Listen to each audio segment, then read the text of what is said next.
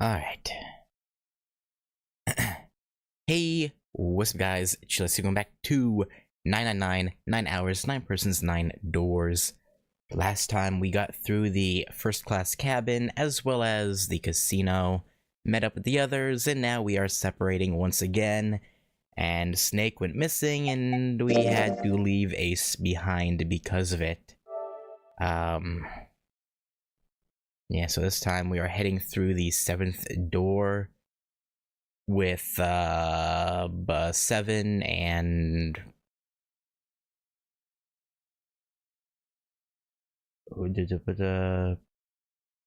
whoever else it was.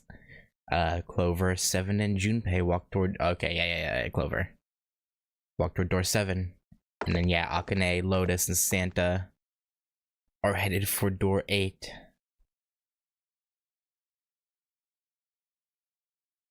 Oh boy. For a long moment, they stood in front of the door. 7 took a deep breath. You guys ready? No, not really. Yeah. Okay. Yeah, she's just apathetic.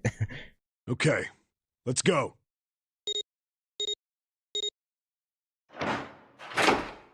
Oh dear. It's open. Oh dear. Hopefully nothing bad's behind here. It's probably just gonna be another puzzle. Hopefully nothing horrifying though. A narrow hallway stretched out before them. 7 and Clover leapt through the door. Let's do this! Hurry! Yeah, I'm coming. The moment they did, their bracelets beeped. The detonators in the bracelets had been activated. Junpei stepped forward to follow them. But as he was about to step over the threshold, he stopped. Buddy? You're gonna get them killed! He looked to his right. Toward door 8. June stood there, a mirror image of Junpei. She turned and looked toward him. Their eyes met. They nodded. June. Jumpy. Is now the time? You only have a couple seconds. Their farewell took almost 1.5 seconds. What the hell are you doing, Junpei? Yeah, you're gonna get them killed. Then someone took hold of Junpei's arms and hauled him bodily through the door. Yeah, fair enough. I don't blame him. Like, bro, get the fuck in here. He heard the sound of the numbered door slam shut behind him. His bracelet gave a cold electronic beep. Only 81 seconds left! Yeah, I know. No time to waste, guys! Let's get moving! Is it not right by the door this time, like before? 7 led the way down the hallway. Junpei and Clover followed him as fast as they could. After what seemed like far more than 81 seconds, they reached the end of the hall. Look! The door on the left! I can see the dead! Yeah, slap that thing. There was no time to rest or catch their breath. All 3 slammed their hands in quick succession over the scanner panel on the dead. Yeah, Junpei last, because he entered last. Oh. Yeah, Junpei, you caused a bit of stress there, bud.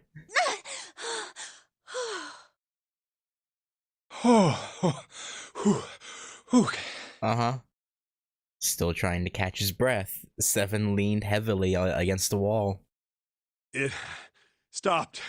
It stopped. Yeah. You know what? I was about to say, why you laughing, bud? But I guess the hysteria and just panic of almost getting blown up. Yeah, no, I would laugh from relief as well. Probably. I won't blame him. There you go, Jita. His smile seemed forced and a little crooked. This is the second time we've gone through one of these numbered doors, but whew, you never really get used to it. Yeah, and they put the dead farther away this time too. I wonder if the next one will be even further. That wouldn't be good. He stood up straight, no longer out of breath, and wiped some of the sweat from his head and neck. Clover smirked at him. I would have thought a guy your size would have bigger balls than that. Whoa, where'd that come from? What? What the hell did you just say? Say it again! I dare you! Bro, can y'all chill? Yeah, you only missed, them going through the door and, June and Junpei looking at each other and saying each other's name. That was about it. You have no... Clover, chill. You little... You wanna die?! Bro, can y'all, like, not? I'd like to see you try. You fucking brat! Alright, let's go! Dude, you're like a 40-plus-year-old man who's like 2.5 times bigger than her. Like, what are you gonna do? But like, come on. Hey, calm down, guys. This isn't the time for this. Yeah, like just calm down. It's not gonna do us any good. I don't know where the hell that came from. Like, I get the stress of almost dying and Clover missing her brother. It's probably stressful, but goddamn. Junpei sighed. Sometimes he wondered if the doors and the puzzles were really the greatest challenge they faced. No, not really. Wait here for a minute, alright? I'm gonna go see if there are any other doors. Alright. They didn't respond, but Junpei wasn't in the mood for a conversation anyway. Fair enough. Yeah. We just came through this door. And of course it's shut tight.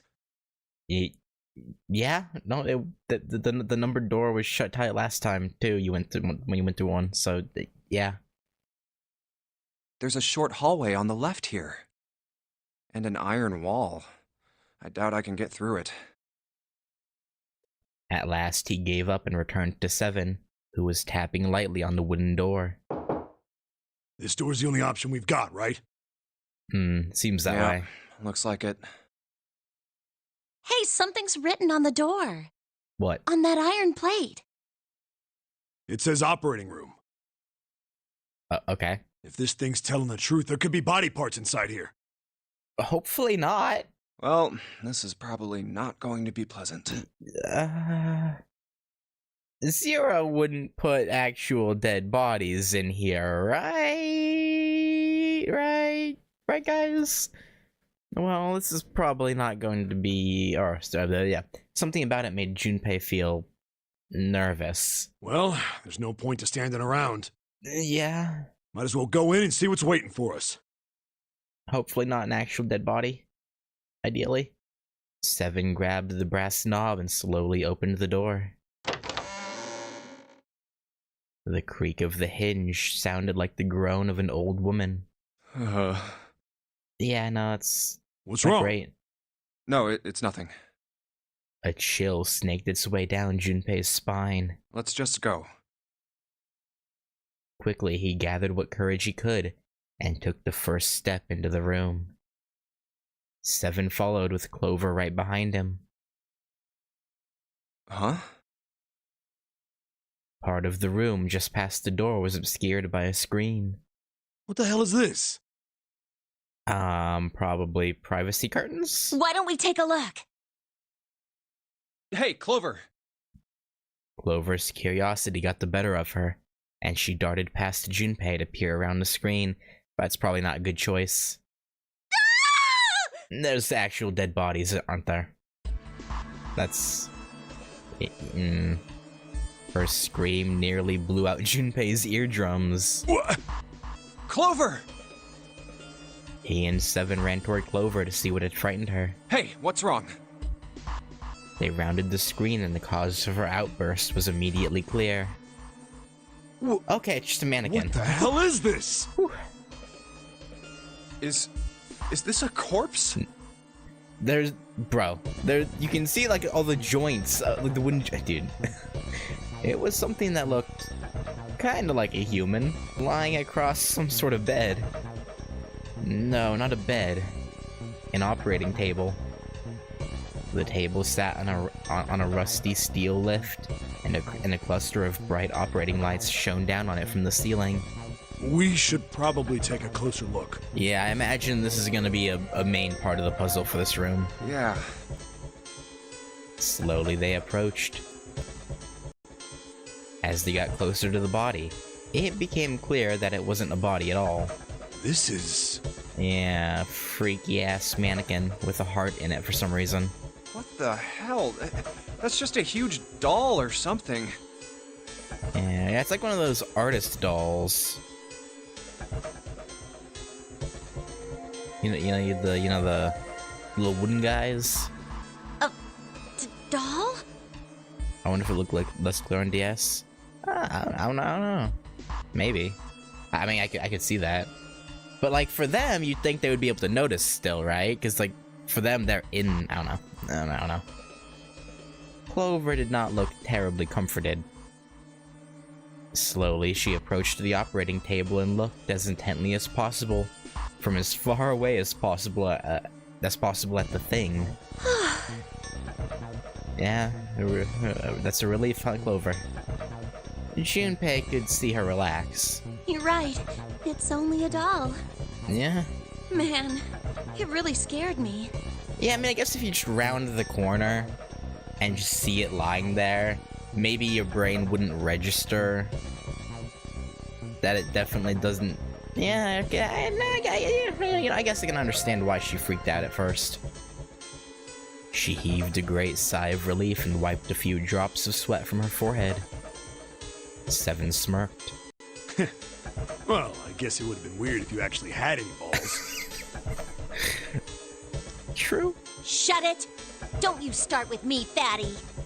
Oh, what's this? You want a piece of me, short stuff? Can y'all chill? Yeah, bring it on, you whale!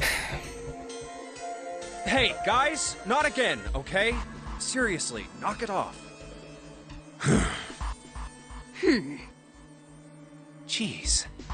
Yeah, they're stressed out, Junpei. Just, just... Anyway, it It's looks the like stress. he's got something the two of you could stand to have a little more of. I always get jump scared by clothing store mannequins. I mean, I can see it, right? Like, if you don't realize you walk past one, and then you realize you walk past the aisle you wanted to go down, you turn around, it's right there. I can see that. I'm talking about a heart. That's fucked up, Junpei. Oh, this? You mean on his chest?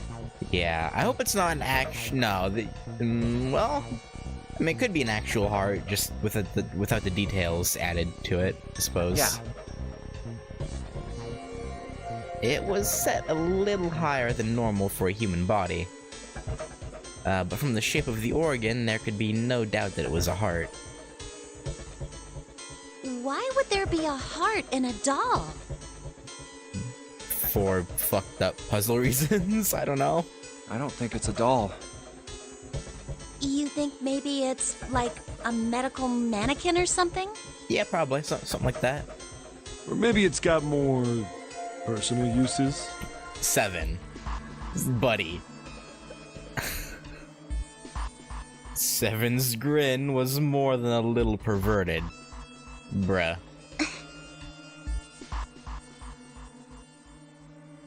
Clover glared at him. Yeah, rightfully so. Anyway, how about we take a look around this place? Moving Let's go. on past that. Okay. Sure thing. Okay. So obviously that mannequin or doll, whatever, with the heart is gonna be a key point to this puzzle. Okay. So there's a furnace or something in the left corner. Table with the medical instruments. Obviously the doll, or like 3 tables with medical instruments. A covered table. Okay. Well, first off, I want to see what this is. A white cloth. No, I want to see what's under the cloth. Okay, I guess it won't let me. Oh, no, I had to go from a different angle, I guess. Oh! Okay. Another medical mannequin? From the looks of it, this one's a chick. She has a name, too. Lucy. Poor thing. Looks like Miss Lucy only has a head and a left arm. Maybe we're supposed to gather all her parts. That's a good shout, actually. This bed doesn't look very comfortable. Yeah, well, we gotta work with what we have. There's some kind of device attached to the bed. It says kg on the panel. Is this a scale? Mayhaps? Alright, what's in this furnace? What's this thing? It's got these short iron legs. Maybe it's a heater? There's nothing inside it. Okay. And why is it here? Very fascinating. Can I look in these drawers? Maybe you're supposed to heat something like that gauze to kill the bacteria? Maybe. There's a boiling thingy over there. There's nothing on the lid or in the drawers. Fake chest, okay. That's for Lucy, I assume. Ew, that's gross. This is the chest. It's a woman's chest. The heart's gone, but it's pretty hot. 7? Buddy? If that kind of thing turns you on 7, you're a real creepo. Yeah, that's... We'll just not mention that again. That's weird, 7. The drawer is empty. Yeah, nothing there. There's a lot of different kinds of medication. It's hard to tell them apart. A bunch of bottles, they all look like medicine. They've got labels, but they're all big medical words that I don't understand.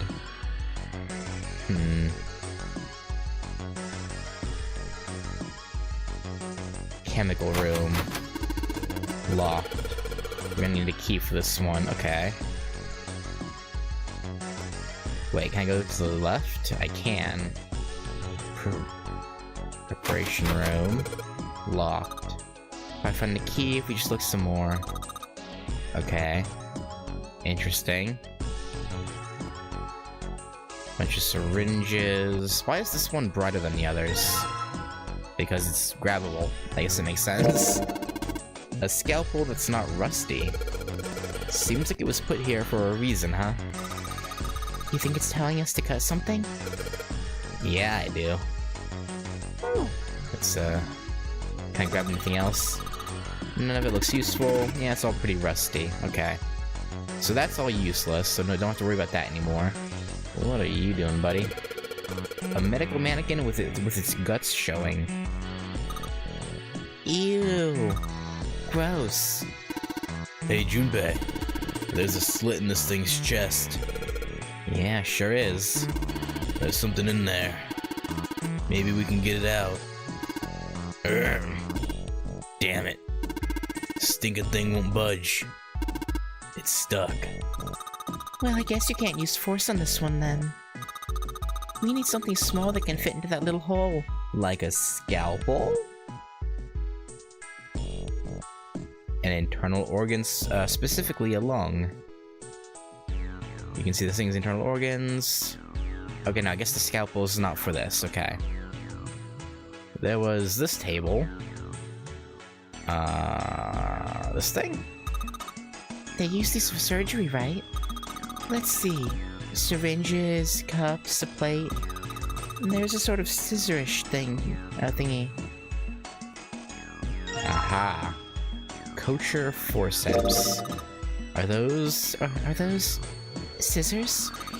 They look kind of funny. No, that's probably a pair of kosher forceps. Surgeons use them during operations. They can hold blood vessels shut and keep tissue out of the way. We can use it to pull stuff out of small holes or something like that. Aha. What about this thing? No? Okay. Alright, back to this boy over here.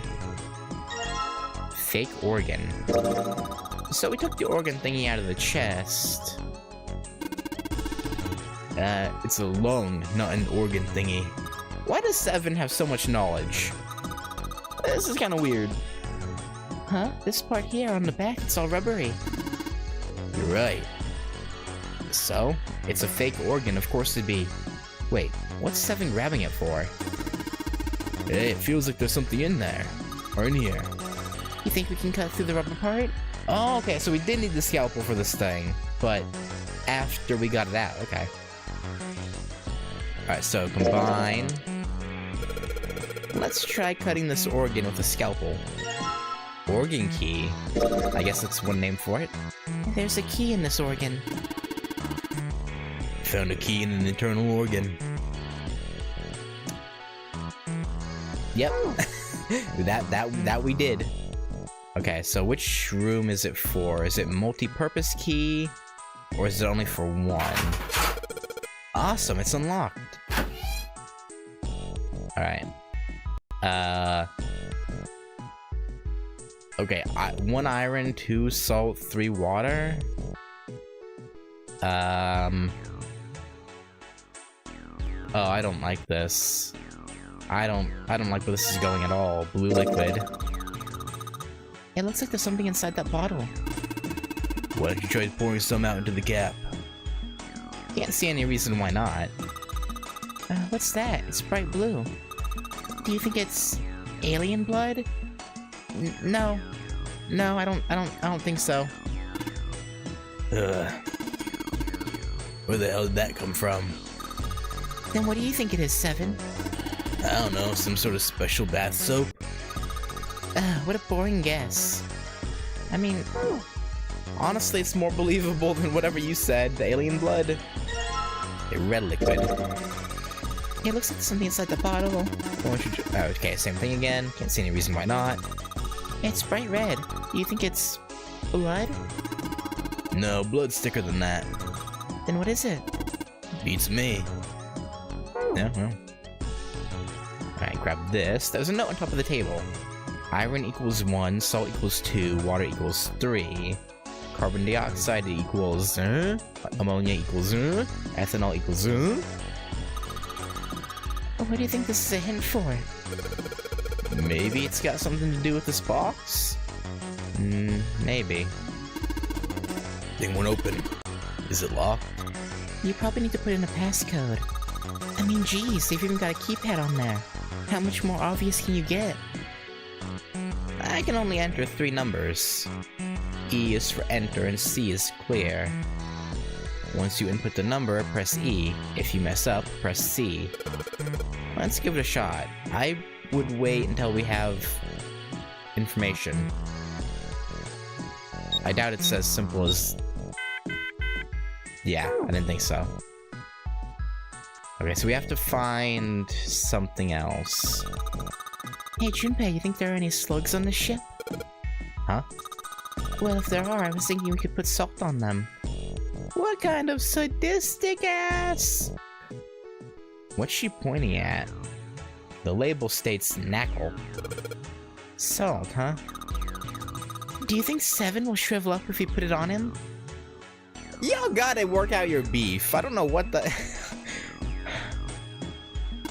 Hey, you say something? Bottle salt. Label says knackle. Something stinks. Is it coming from this bottle? It says NH3. Well, that of course stinks. It's ammonia. Okay. Oh, good stuff. Let's go for a drink. What are you talking about? I'm talking about that bottle. It says C2H5OH, right? It's ethanol. That's right. It's also known as ethyl alcohol. It's pretty much what booze is made of. So you're gonna drink it? No, I won't. Yeah, you probably shouldn't. It might say that's what it is on the label, but there could be anything in there. Yeah, good.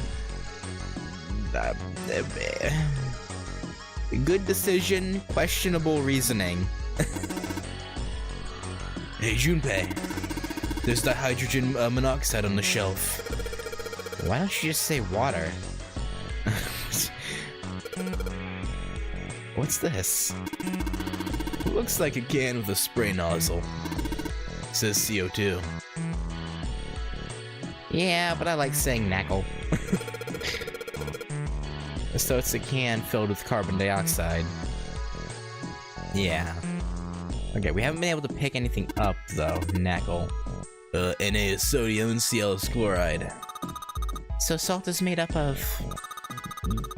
yeah. One sodium atom and one chloride atom.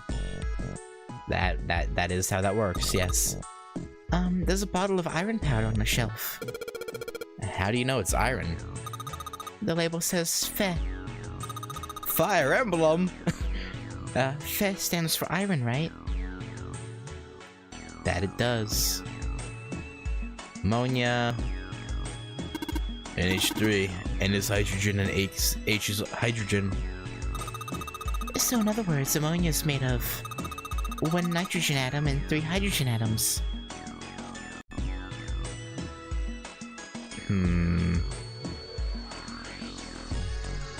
So I guess we have to know these for some reason, because they're telling it to us. H2O. H must mean hot and O probably stands for orphan. What the hell? So H2O must be made of 2 hot. What? What the fuck? What? The 7. What are you?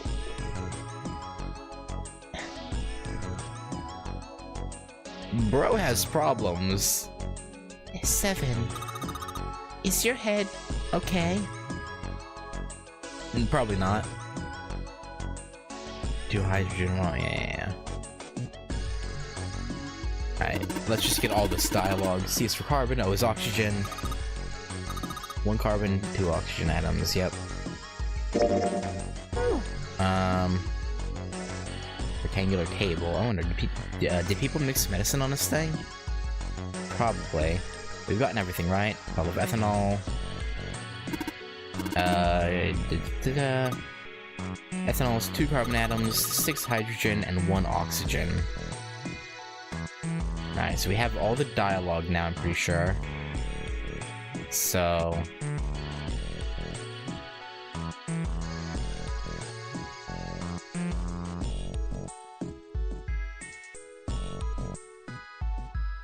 I'm not 100% sure yet what I'm supposed to do here.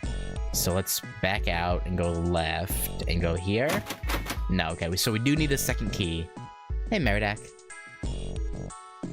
Okay, where would we find a second key? Maybe...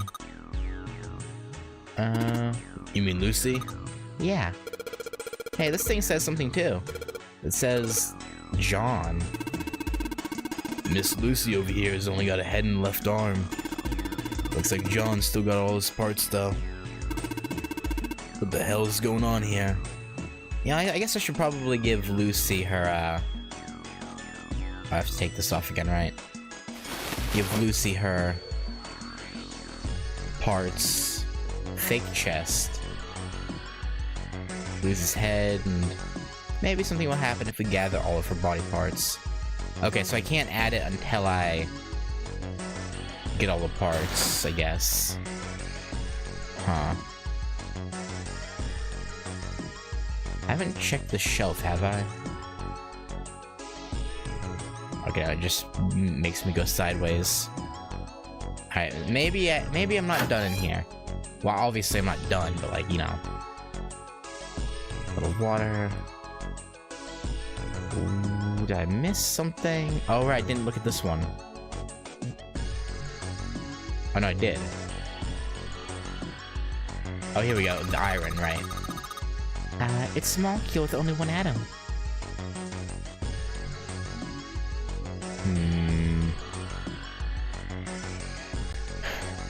Now, what do I do with this information? Iron's 1, salt 2, water 3.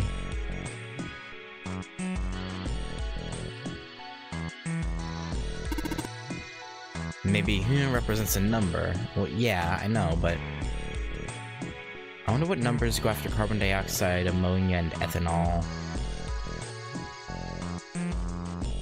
There's no way it's just 4, 5, 6, right? I see. It's the I understand. I just realized. Okay, iron is 1 because it's made up of one molecule or one thing. Salt is 2 because it's made up of 2. All right. Yep. Okay, I got you. Okay, so ammonia is 4. Ethanol is 9.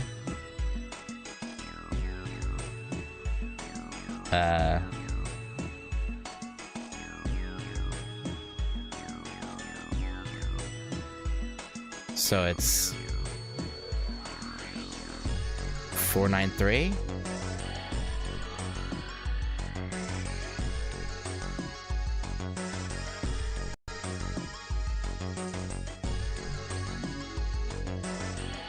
I think. So carbon dioxide is, or do I have to add them up and hang on. Let's just do this first. Okay, so if carbon dioxide being first is 3, 4, 9, right? That was the order, I think. There we go. Okay. Got you. Fake right arm. It's the right arm of the body. It's kind of creepy. Yeah, it's the number of things they're made up of. Alright, and another heart, I believe? Yes, fake heart. A heart. This thing is super creepy.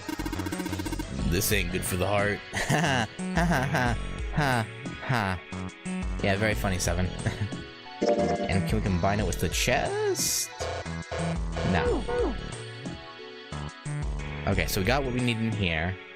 You think we should go back? Yeah. Yeah, I think that's probably best. And we can see if we can put these together. Over nodded and left. Junpei was about to follow her when he realized that 7 wasn't following suit. Hmm? You're not gonna drink the 7. Hey, 7, what's up? 7. Oh, well, He looked up at Junpei distractedly, and then back down at the brown bottle he held it cupped in his large... 7. No. Is that a medicine bottle? It's the ethanol, I'm assuming. I got curious about it. Here. What? In response, 7 tossed the bottle gently to Junpei. Okay, what is it? He caught it and twisted it around to read the label. Ethylene diamine tartrate? Yeah, that's right. CDT. Okay. What kind of medicine is that? It's not medicine. I think it's an industrial strength detergent. Oh. Okay, why would we need that? Why would they have something like that here? Well, probably to clean stuff up. Yeah, fair enough. Clean what up? Blood Fuck if I know. and other Still, things. I would imagine. it looks like it's cleaned my brain up. Junpei looked. You remember? Junpei looked up from the bottle. You remember something? Yeah. 7 nodded slowly and spoke. Well, I remember a story about EDT. Okay. Happened about 50 years ago. Right. There was this factory somewhere in America making big old EDT crystals. Okay. They Why? were making it to sell as an industrial strength cleaner, like I told you before. Uh-huh. But a year after the factory started up, Something happened, I assume. something strange started happening with the crystals they were building. Water molecules started attaching themselves to the EDT crystals. This made them into a sort of mutation of the original crystals, called a hydrate. Once the crystals turn into a hydrate, though, it's useless as a cleaner. The factory had to just dump the crystals. As a hydrate, they were useless. But it didn't end there. After that day, the same thing started happening in EDT factories everywhere, even ones nowhere near that first American factory. So was someone sabotaging them? They'd been making crystals the same way, with the same materials and the same equipment and environment. But now, all of a sudden, every single crystal they formed turned into a hydrate. That definitely sounds like sabotage to me. In fact, ever since that day, no factory anywhere has been able to make a pure EDT crystal. Even in EDT research done years before, they'd never gotten a hydrate. But after it happened at the first factory, it just spread. It was like... man, how do you say it? You mean like it was infected with a virus or something? I guess so. Seven shook his head, or not. No, not like that. It spread like wildfire. It showed up in labs that were completely isolated from the rest of the world. That is quite strange. It even started happening to crystals that were completely sealed up. It doesn't seem like it could have been a result of this stuff coming in contact with other samples. Then...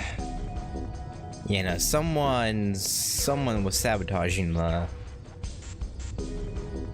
EDT for some reason, but why? I guess it was some sort of information. Like, the crystals were transmitting this information all across the world somehow. what information? How to make a new crystal. Someone had to tell this stuff how to do it, right? I mean, I suppose. I mean, if we're going off the premise of like Zero being part of a big organization, right? I don't know. Depending on how powerful they are, they could. I don't know. They could probably pull something off. I've heard of wackier stuff in fiction, so you know, you never know. To the EDT in the tank. Hey, if you do this, you can take in water molecules. This is almost sounding like SCP kind of stuff. Come on, man. That's just... I mean, who is this someone anyway? Someone you can't see. Someone who exists all over the world. Huh. You mean... like a god? Yeah, I Maybe guess the so. devil. Oh, yeah, that too. Seven grinned. As Junpei was trying to figure out what on earth he was going to say next, Clover's shrill voice pierced the room. Hey, what are you two doing over there? We're talking! Stop wasting time and get over here. You know, she's right. You know, she is right. We have to get going before we die. Okay, You know. we're coming. Ideally. Jeez. Seven looked at Junpei. Yeah, so anyway, that's the story. Right. It might be useful someday. Don't forget it. I won't. Probably. With that cryptic remark, he turned and left the room. That was weird. Junpei was left behind to ponder what he'd just heard. Yeah, that Information was... being transmitted invisibly. That was weird.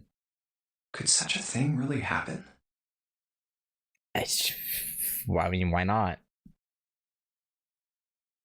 Well, thinking about that crap isn't going to help me right now. Yeah, we'll worry about that another time. We need to figure out how the hell to get out of here first. He took a deep breath, tried to clear his mind, and followed after Seven. Okay, let's put these together. An old hard bed. So I guess we don't have all of her body parts? Okay, I guess not. Then what do we do? An operating table. Do you think old operating tables look like this? I have no idea.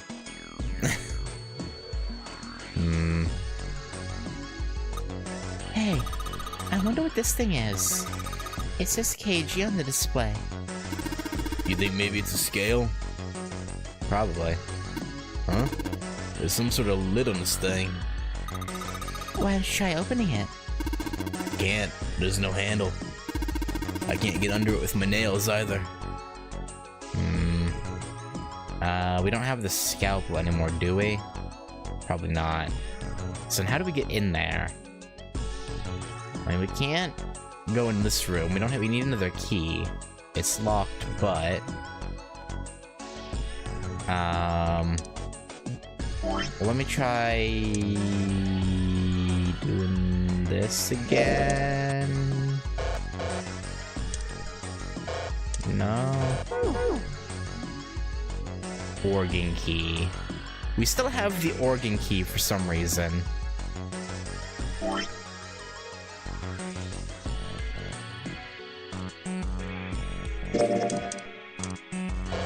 No. No, okay. So I'm clearly missing something. If I'm finding it correctly, in the IRL version of the story, it wasn't all over the world, just from one planet to another one many miles away. Oh, okay.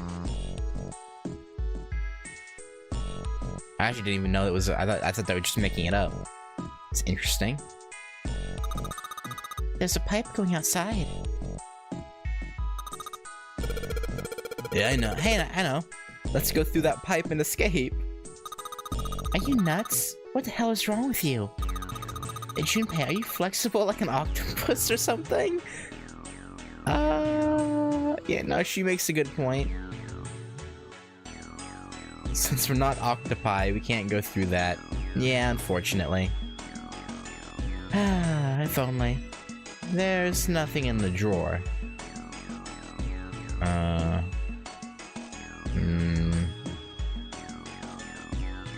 What have I missed?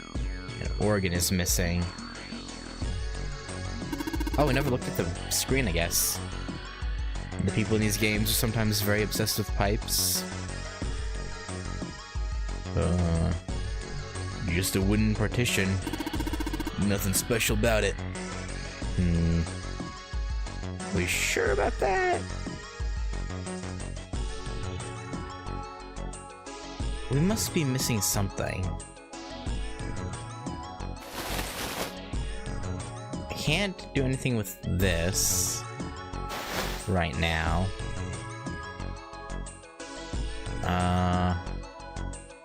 Can't identify. What? What am I missing?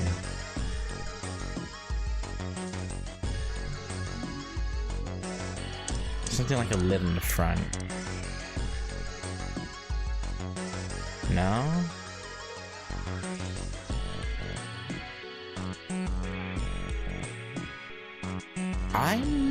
I'm honestly not sure what I'm supposed to do. Can I leave here? No. No, okay, so we can't... You're saying there's no... Yeah. And they're nodding. Awesome. There's no way I missed something in here, right? Empty box, nothing left inside. What? I must have missed something somewhere. But where? Unless I was interacting with the wrong thing on Lucy? No? Can I take something off of John? His legs, maybe? Hang on, let me go to the map. I've interacted with... Yeah, I've interacted with everything. I just need another key to get into the preparation room. So how... did I interact with... Yeah, I can't... Like, I'm clearly missing something, but what?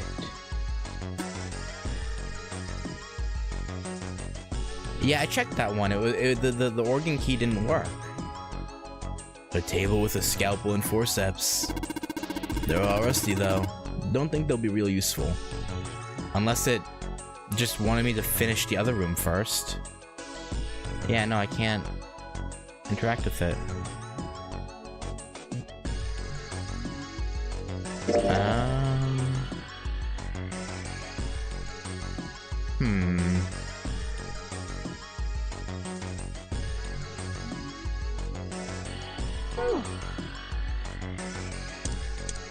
Oh, is that really all it was? But when I... Oh my god. Well, that's my bad. But I could have sworn, right after I got the key, when I checked the chemical room, I also checked that door and it still didn't work. So I don't know. Maybe it just didn't want me to go through here until we finished the chemical room? I don't know. I think you hang your coat here. There's a bunch of hooks. Alright, let's go over here. It's in this drawer. Let's see if... Huh, a piece of paper. What's this? Is this some kind of medical record? Maybe I didn't have the key out when I checked it after the first time entering the medical room either. Yeah, because I grabbed the bottles, so maybe I just didn't realize I didn't have the key equipped. Oh, well, that's on me. I didn't realize. New material has been added to the file screen. Alright, let me look at those actually.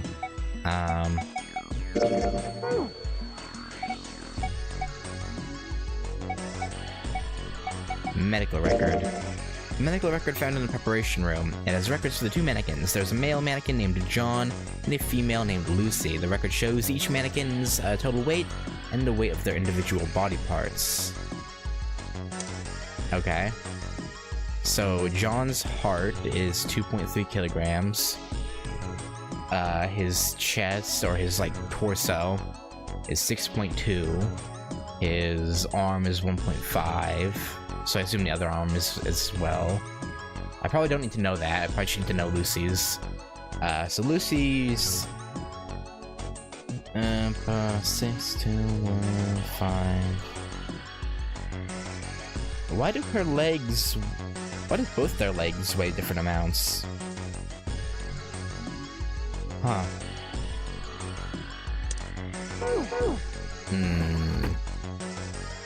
Interesting.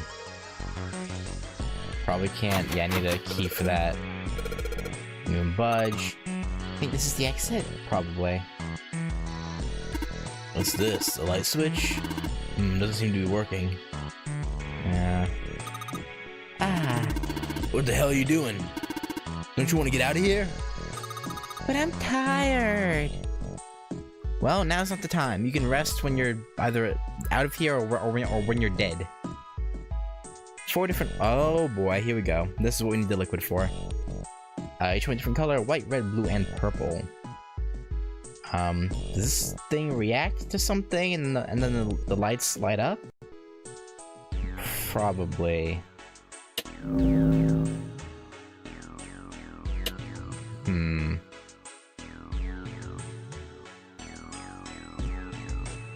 Actually, hang on. No, I can't use the items there. Okay, that's locked. It won't open. It looks like it's locked. There's a red plate on it. Do you think that means something? Probably.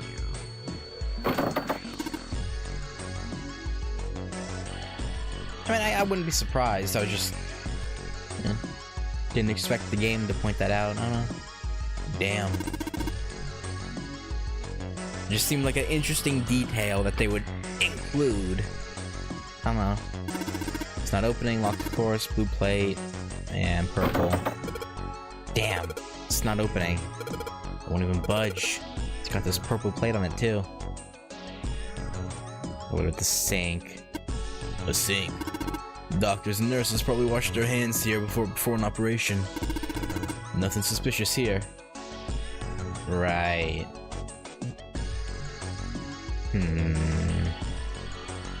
I don't know if I believe that.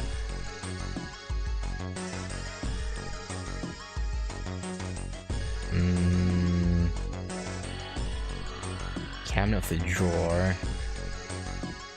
No, there's definitely something about this thing.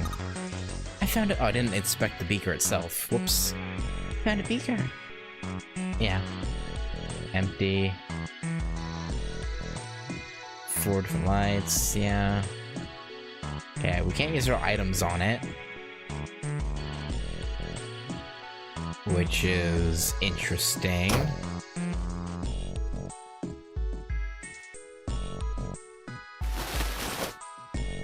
An old hard bed. Okay, I must be missing something in there, because nothing else we can do over there. Sink. Ooh.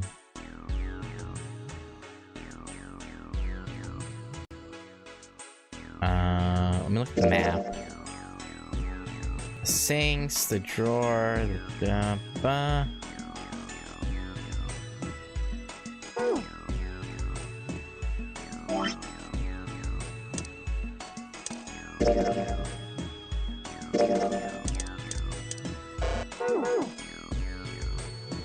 I didn't mean to do that.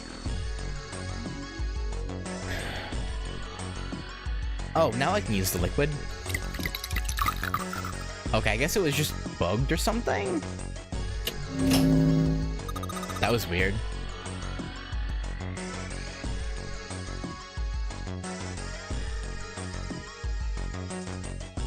Yeah, I actually do have all 3 games. Like, this is the 1 and 2 collection, and I have the 3rd game on PlayStation, so...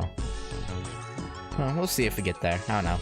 I have a lot of a lot of Fate stuff to do, so I don't know how much I'll be able to do on that front. Hey, it turned red. So this should open the red cabinet, right? Forget about that. Didn't you hear that just now? Yep, this thing should now be open, right? There we go. There's a leg. Got you. The right foot of the medical mannequin.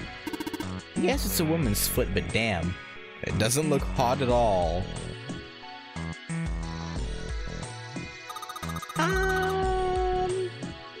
Have you got a thing for feet, Seven? No, that's crazy. You're sure acting kind of shady. You know, no judgment here, Seven. You know, if you like feet, you know, it's on you, as long as you're not weird about it. Alright, blue liquid. It's blue now. I think I heard another noise. Can I do this all at once? I get it. You combine the red liquid and the blue liquid to make a purple one.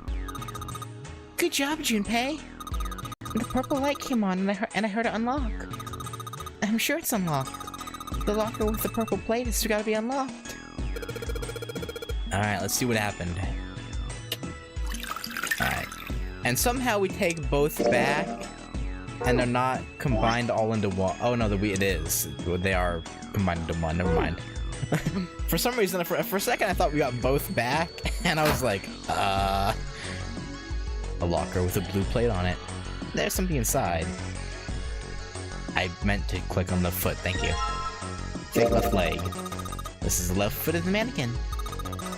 Do you think I'm better? What? Do you think my legs are skinnier? Why is that your concern right now?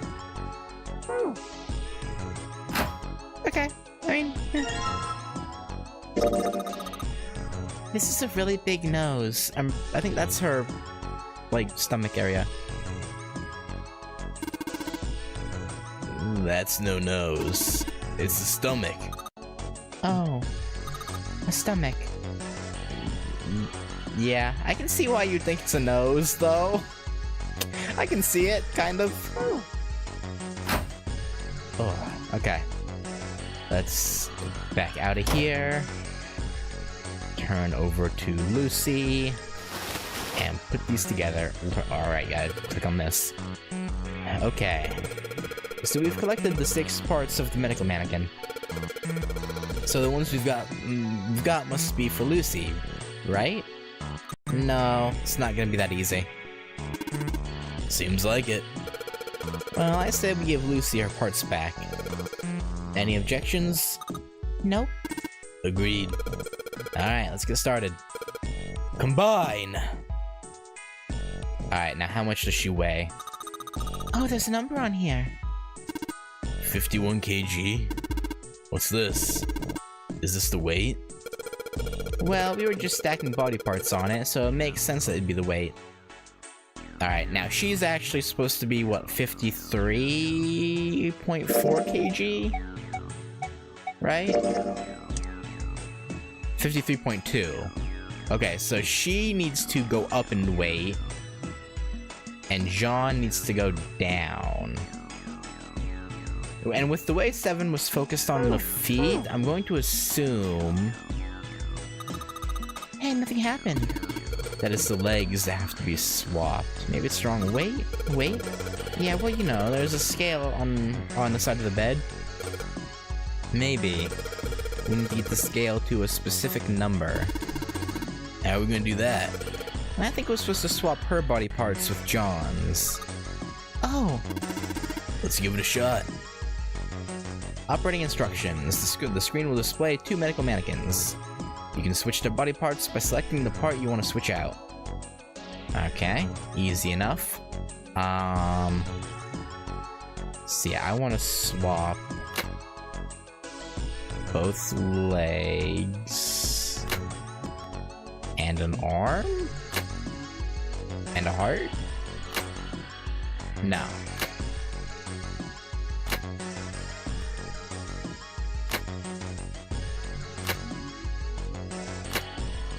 Not quite.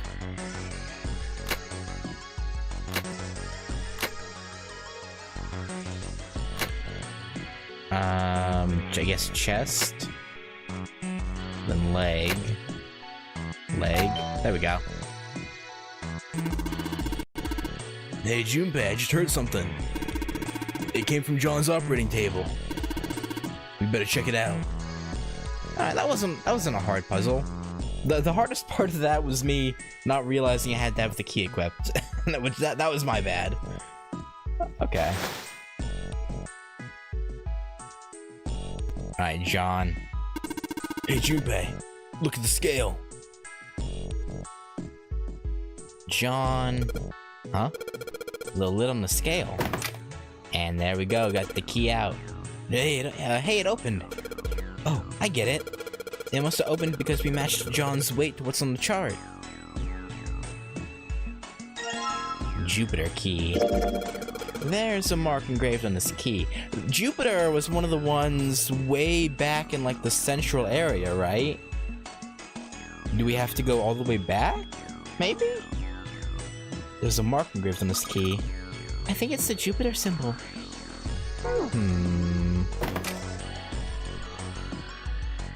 Very interesting. Alright, let's go this way.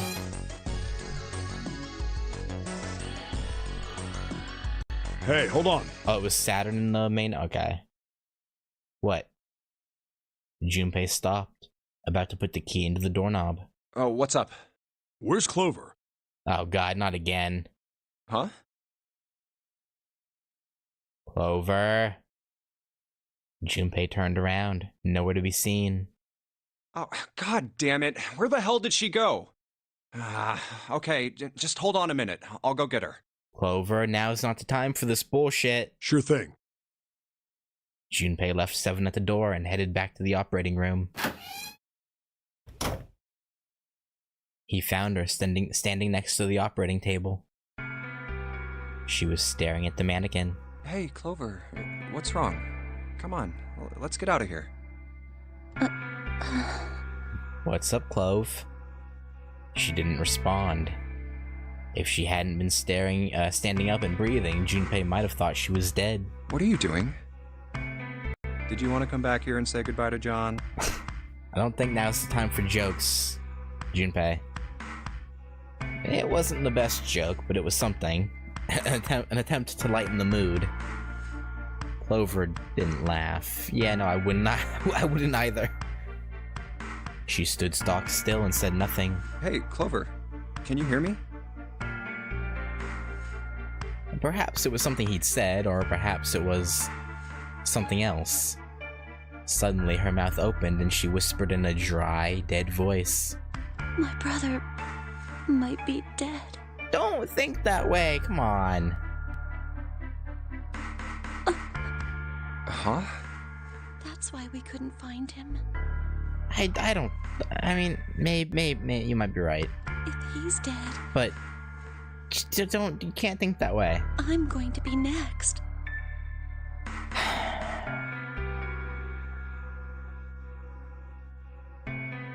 Suddenly, the operating room felt very, very cold. What are you talking about?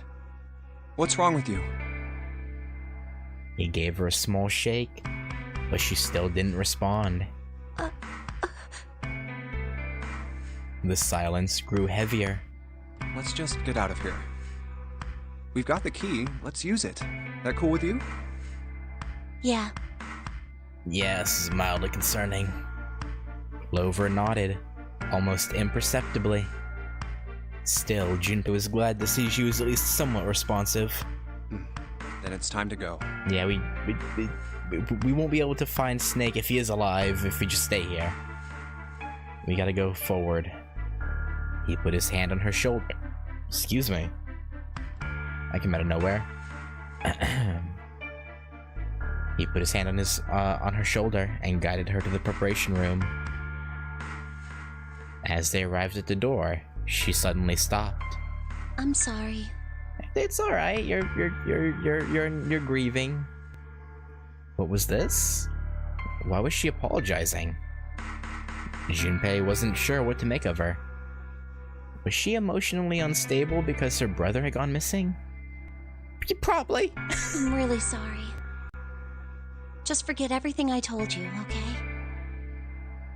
Sure. Don't worry about it. Really. I mean it. Right.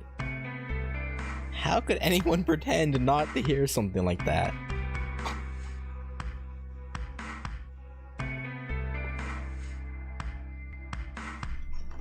But something told him this wasn't the time to press the issue. Yeah, no, probably not.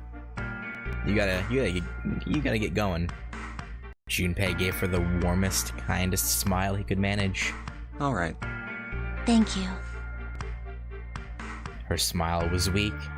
It was almost painful to watch.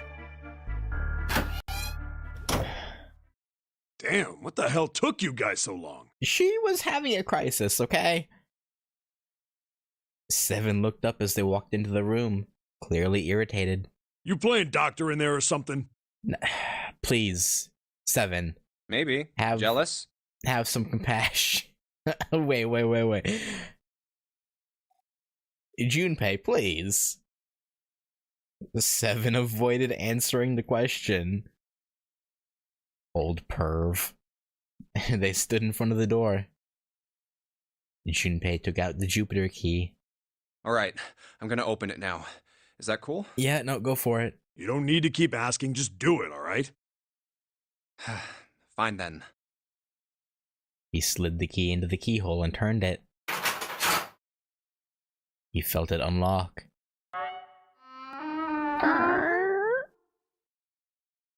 The door opened with a soft, melancholy creak. Yeah, it's mildly upsetting. Beyond it lay a simple white hallway. There was no fanfare or confetti. Obviously, there was no one there to applaud them. They simply walked through the door. That was it. All right. Let's get going. Hey man, what's up with you? You're so serious, you know? Yeah, we're in a literal death game. Like what do you mean? Can't you sound more happy, you know, get a little excited? You Not really. Junpei turned away from Seven and took his first step down the simple white hallway. Like I get what Seven means, right? Like you gotta keep a positive outlook, otherwise you might give up at any sign of like potentially not making it, I guess. But I don't know. No. I can also understand why Junpei is just like, please, just don't. My brother might be dead. I'm going to be next. Clover had told him only a few minutes before that her brother was probably dead, and she was likely to follow him. Like hell I can. Yeah, no, it's... Not after hearing something like that. It's not gonna happen.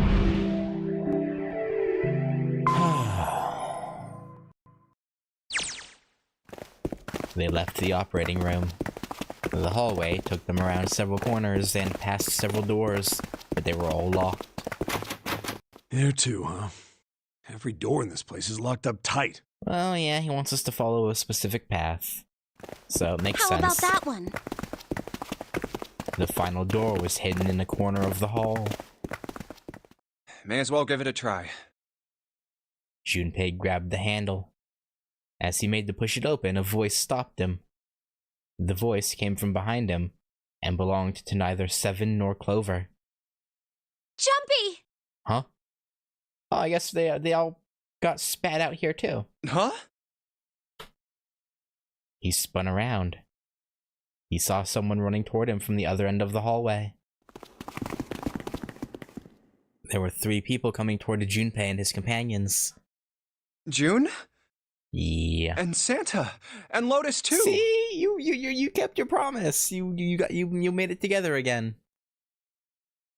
They pulled up short in front of Junpei, breathing hard. Whoa! What the hell is this? What do you mean? What the hell is this? What are you doing here? What do you think? We made it through our room. What? But we didn't... Before he could finish, Clover spoke. Hey guys, could you come take a look at this? Why are they acting all surprised? Like, what? She was standing near the end of a small hallway that branched off to the right. The rest of them ran over to her, curious as to what she'd found. Look on the wall here. There was something on the wall at the end of the hallway. A map of the ship's interior? It says C deck. So it's the map for this floor then? It would seem that way. Door 7. And... Door 8. Yep, they both eventually end up at this hallway. In fact... Yeah, isn't that what I said? We aren't going to be split up permanently till we find door 9. True, yeah, you did say that. We might get separated for a little while, but we'll see each other again. Otherwise, we won't be able to open door 9. Yeah, I mean, good point. That's how the nonary game works. I see. Junpei looked at the map of the ship's interior again. So you know how Zero, at the start, said that some of you know what the nonary game is? I'm guessing 7 has been through this before, and that's why he's an amnesiac. Because Zero had to nerf him somewhat.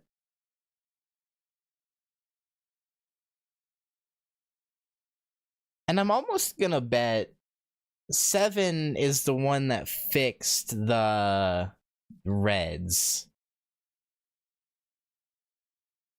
That's my guess.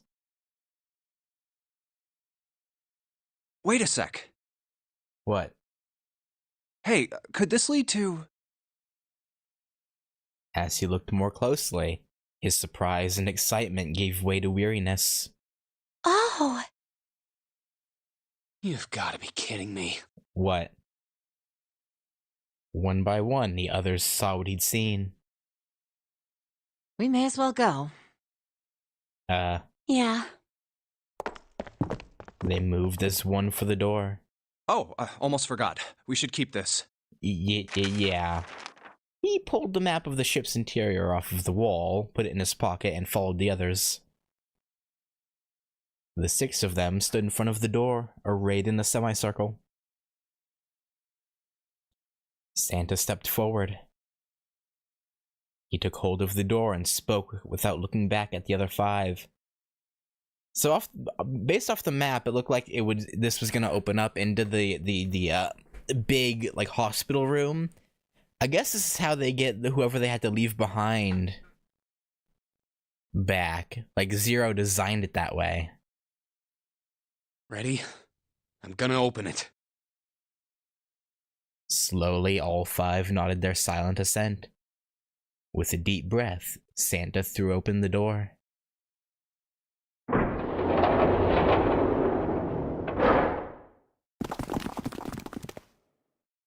They poured through the doorway and into the room. Even without looking around, each one of them knew where they were. I flipped the skippable number doors a bit. There are 2. Leaving it to last.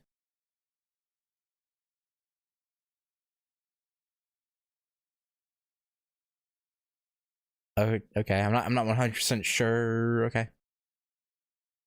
Even without looking around, each one of them knew where they were. I knew it. Yeah. They were just where the map had said they would be. We're back. Hopefully Ace's In the hospital room. anesthetic is worn off. Hopefully. I see. I believe I understand what you're saying. Okay, good, it's worn off. The 6 of you split into 2 teams and went through doors 7 and 8. Yes. You solved the puzzles in the operating room and the laboratory. Uh-huh. And then met one another in the hallway after opening your respective locked doors. Well, I'm just not sure what you mean, Gogeta. I'm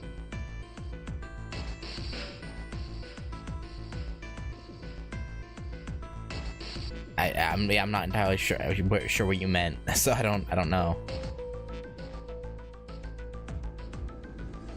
Like, I flipped the skippable number doors a bit. That there are 2.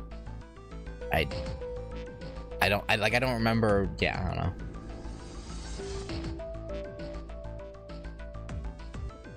He looked like anyone might after only just waking up, but it seemed that his brain was working as well as ever. It's fine, Gogeta. Hey, V6. He had managed to grasp, summarize, and understand each team's report. At any rate, I feel a bit silly for my little show of altruism. Well, I mean, to be fair, we didn't know we'd have to come back this way anyway, so... I know I said I was sure you'd come back for me. You didn't think it would be this quick? I didn't think it would happen so soon, though. Ace shook his head with a rueful smile. Well, we saw each other again and we ain't dead, so I say that's good enough. Yeah. 7 smiled. Anyway, I say we get out of this creepy old place. We found the key we need. The key? Ain't that what I just said? I'm talking about the Jupiter key. We found it in the operating room. Yeah, so we did need the Jupiter key for an earlier area. Oh, but it's for the Metal Grate area, I think, not the main area. Right, Junpei? Yeah. Junpei nodded. Oh, the solar system keys. Yeah. We found a couple more in the laboratory and the kitchen. Here, the Earth key and the Saturn key card. Yeah. And with that, she pressed them into Junpei's hand. Why is Junpei the de facto, like, item carrier? I get, obviously from a gameplay standpoint, right? It makes sense, because he's who the player is playing as, right? But, like, why are they just shoving it all onto him, like in universe? The metal key had the Earth symbol on it, and the key card had the Saturn symbol on it. I might lose it. It's probably better if you hold on to it. Yeah, you don't. That way it won't be my fault if it gets lost. Doesn't look like you have many pockets. I mean, I guess you could, put them in. Yeah. Yeah. On it. Junpei felt slightly less than honored. Yeah. If you had online players, you could divide into teams of 3 and take all of the doors 3, 7, and 8. That seems like the proper non-game design. Yeah, it almost seems like, because like 9 said he was lied to, so it seemed like 0 tricked him into going off by himself.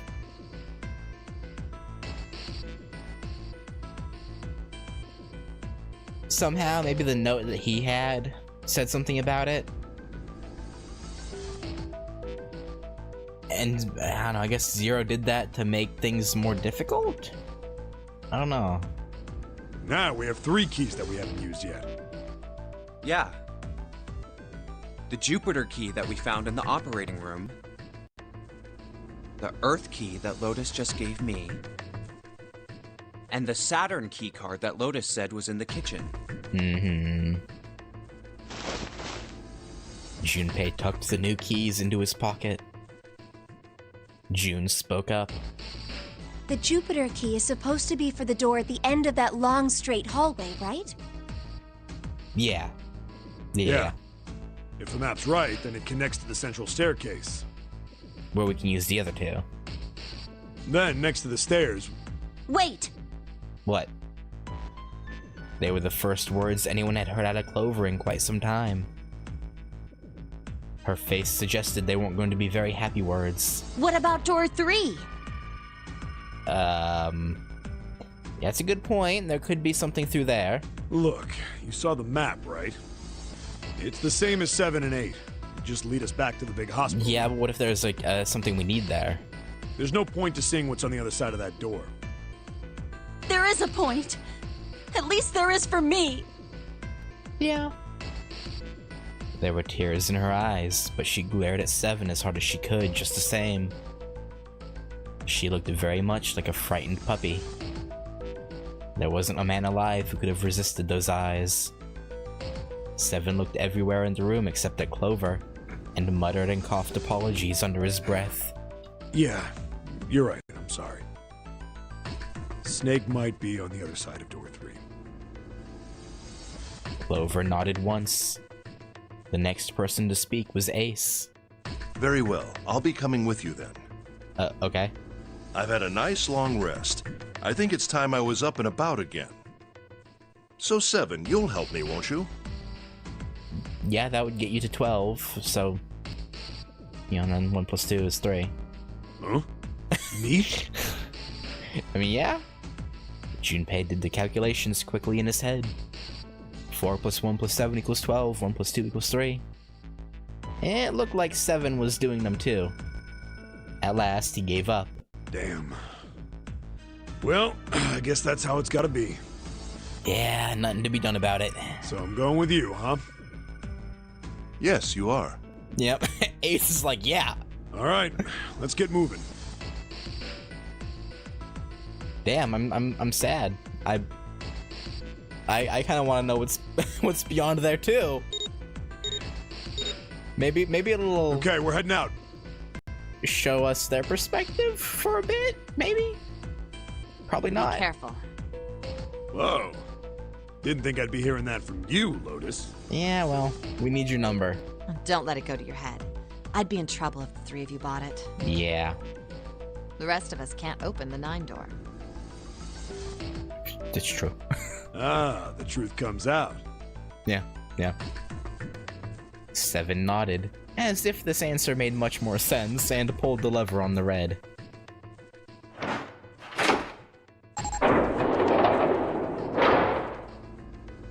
Okay, we're off. Alright. Don't blow up. The door opened and Ace, Clover, and 7 jumped through it. Hasta la vista. 6, 7, 8.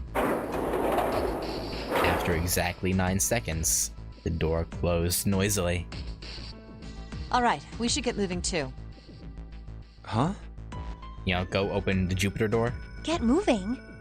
I mean, yeah, we can clear the way a bit. Get the doors unlocked. Where are we going?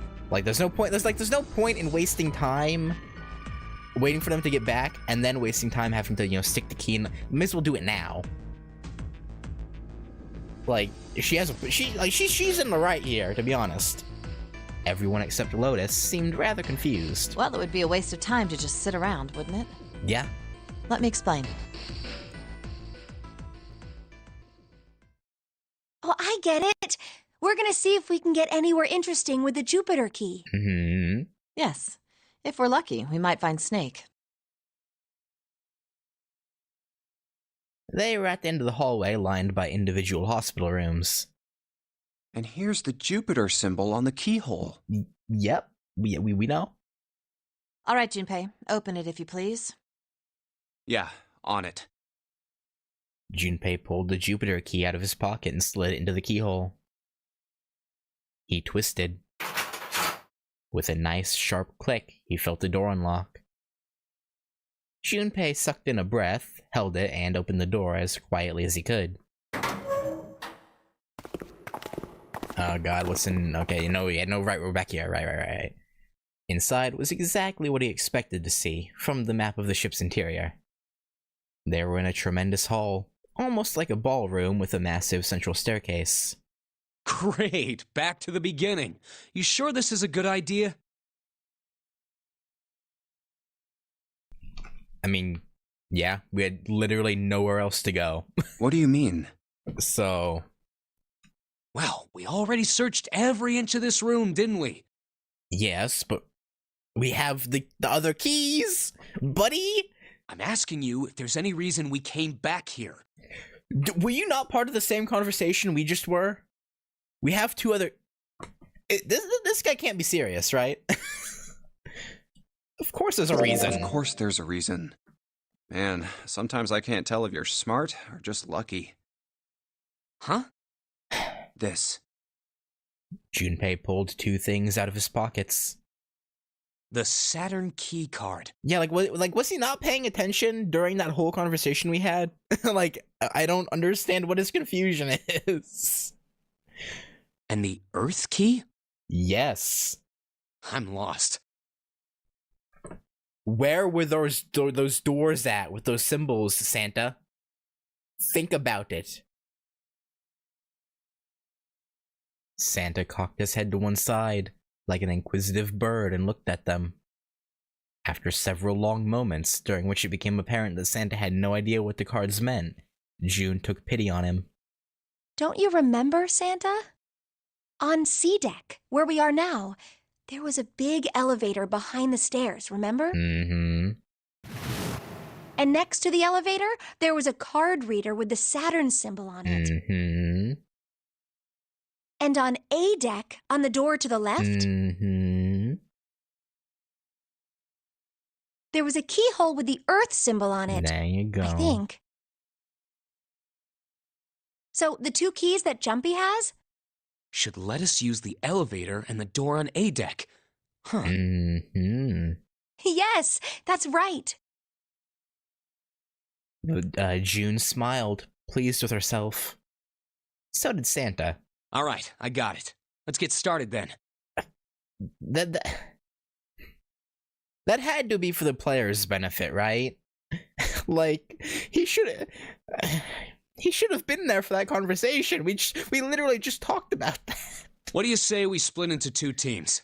All right, sure. Lotus and I will search the Earth one, so you two can search Saturn, all right? Fair. Sounds good. Then you guys should take this key. Junpei handed the Earth key to Santa. They decided that their initial search should be brief. And right? Like my brother, I don't know, have no man. idea what's on the other side of these. He's a silly guy. So don't go too far. Just search for 10 minutes and come back. Assuming they don't get locked in by, like, some automated locking system. That would suck. Plan decided, the two teams split up. Junpei and June head for the elevators. There's a card reader next to the left elevator. Then let's try out the Saturn key card. A light on the upper left corner blinked to life. Great! It looks like it's working now. All right, now how do I call the elevator? There was a single button to the right of the elevator door. Yeah, I was gonna say, like... It only has the upside-down triangle on it. Yeah, I guess we can only go down. Is what it is. I guess there's no up button. Yeah. Well, we may as well try pushing this one.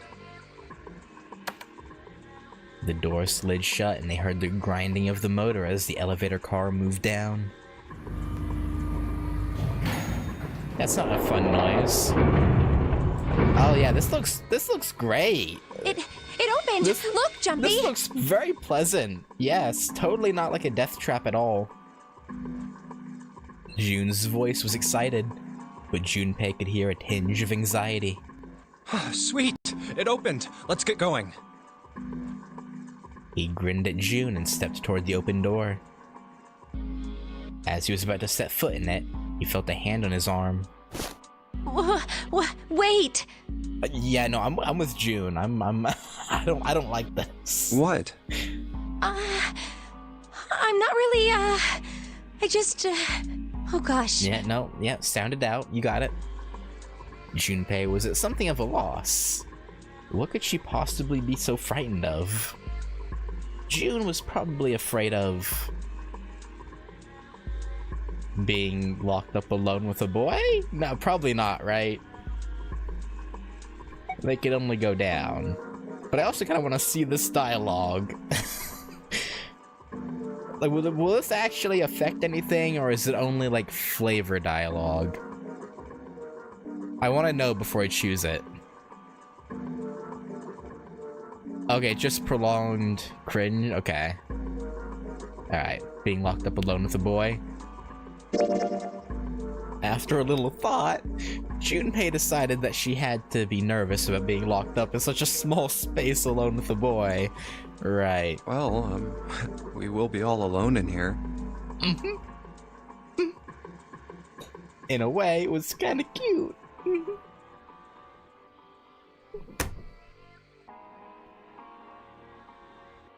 Very demure, you could say, he thought. Oh god. Sorry. When I read that, the first thing that came to mind was... You know, the fucking cringy ass, like, TikTok meme that appeared recently? I don't know.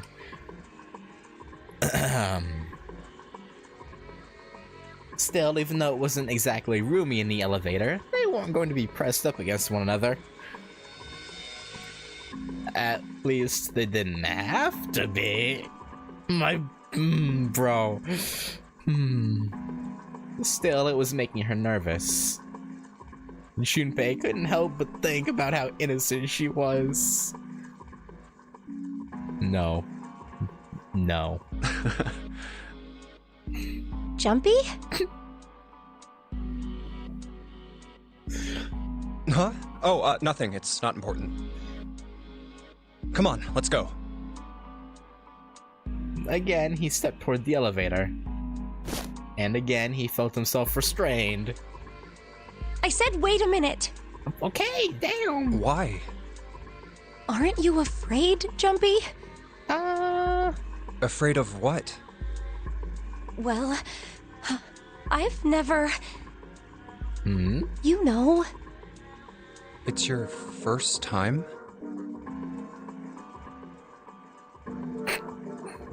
Mm-hmm. She'd never been in an elevator alone with a man before.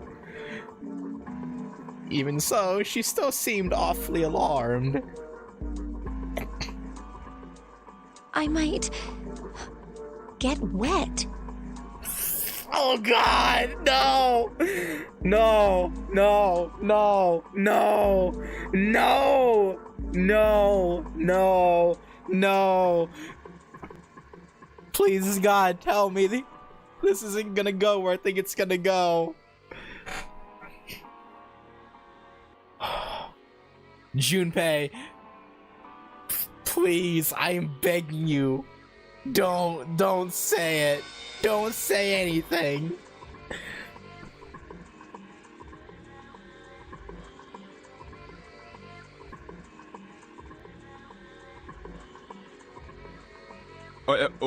What?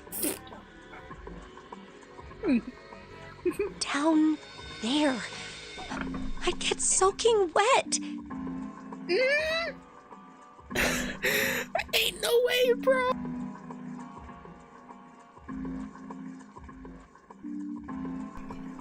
this is yeah. Well, I mean, of course you would. That's the way it works.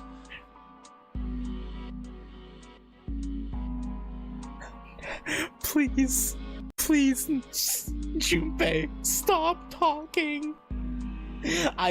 Dude, don't. Please, no. I mean, I've never heard of anyone getting soaking wet somewhere else.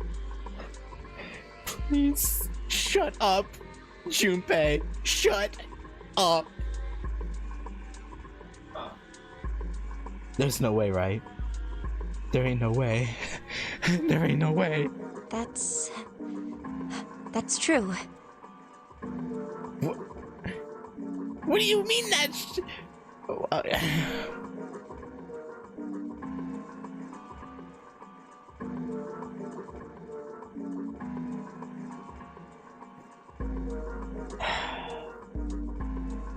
I don't even know, man. Junpei, please.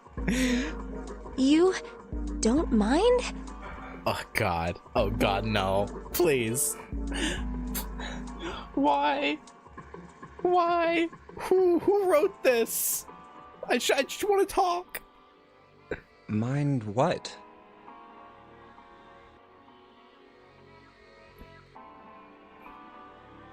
Getting wet.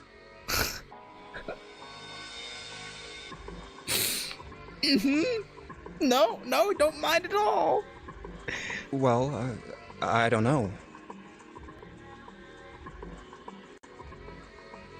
I know.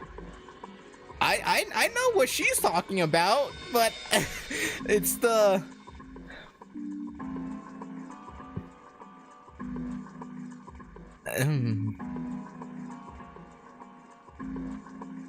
Cause yeah, the lower deck is flooded. I know what she's referring to, but that's why I'm telling Junpei to shut up, because he's... Oh god. I think I'd probably, you know, like it.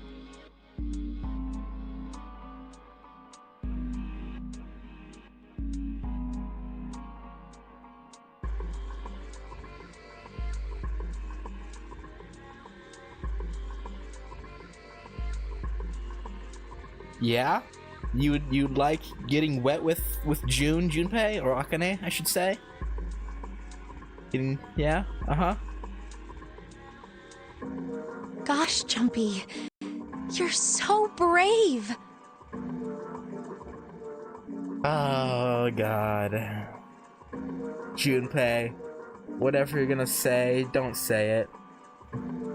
Really? I mean, I kind of think any guy would do the same thing, you know? What happens, right? I mean, if you get the chance, you've just got to go for it. That's what a man is supposed to do, I guess. Yeah, I guess. Good thing he hasn't said anything overt. That might cause problems. Yeah, you're so cool, Jumpy. I really admire you.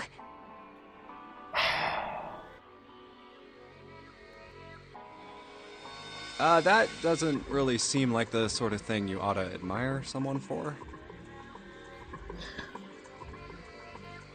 Yeah.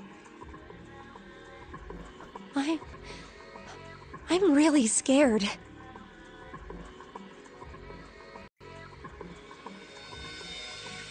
Yeah, I mean, like you said, you've never done it before. I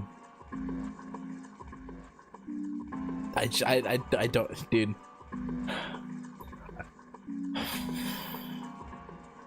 The cringe meters are hitting critical levels. Yes.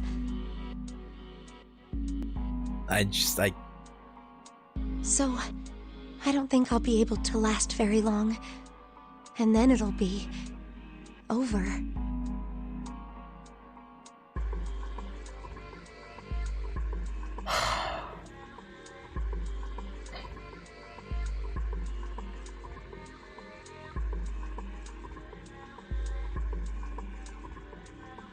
I just.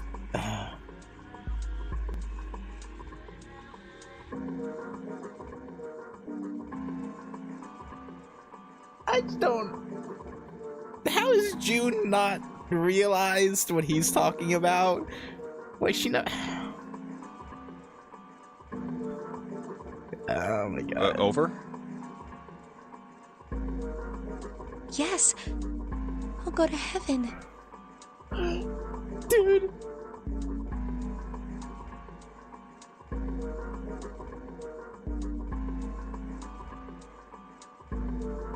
Who wrote this? Who did it?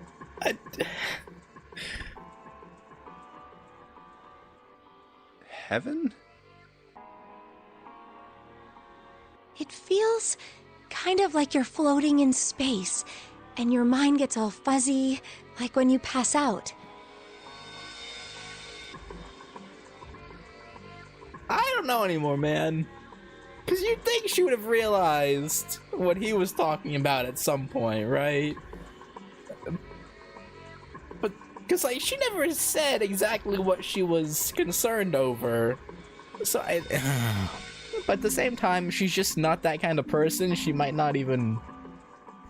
At least that's what I've heard from people who have experienced it.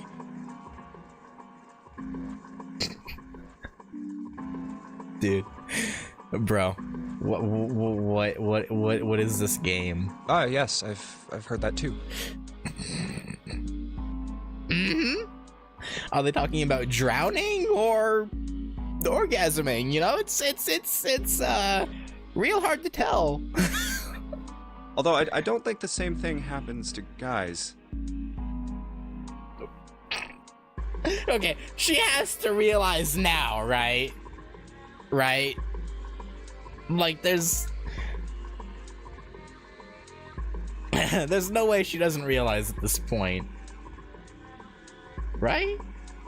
What? Oh god. Junpei, please.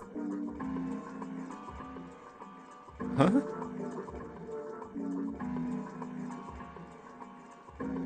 But it would happen to men too, wouldn't it? It would happen to anyone. No, Akane, you're 100% right. Don't listen to this meatball. Once it gets into your body, the same thing happens to everyone. Mm-hmm. Well, I mean, usually it doesn't go inside, man. I mean, generally. Junpei.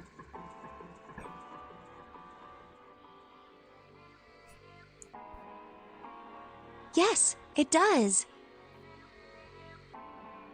She's probably like, what is this dude talking about? Of course water gets into a man's body. He goes into his lung. Like what on earth is he going on about? Does blood not know how drowning works?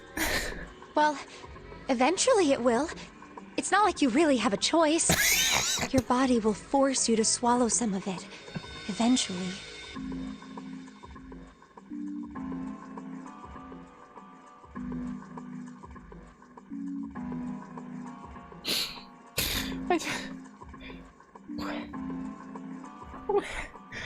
What are you trying to do to me?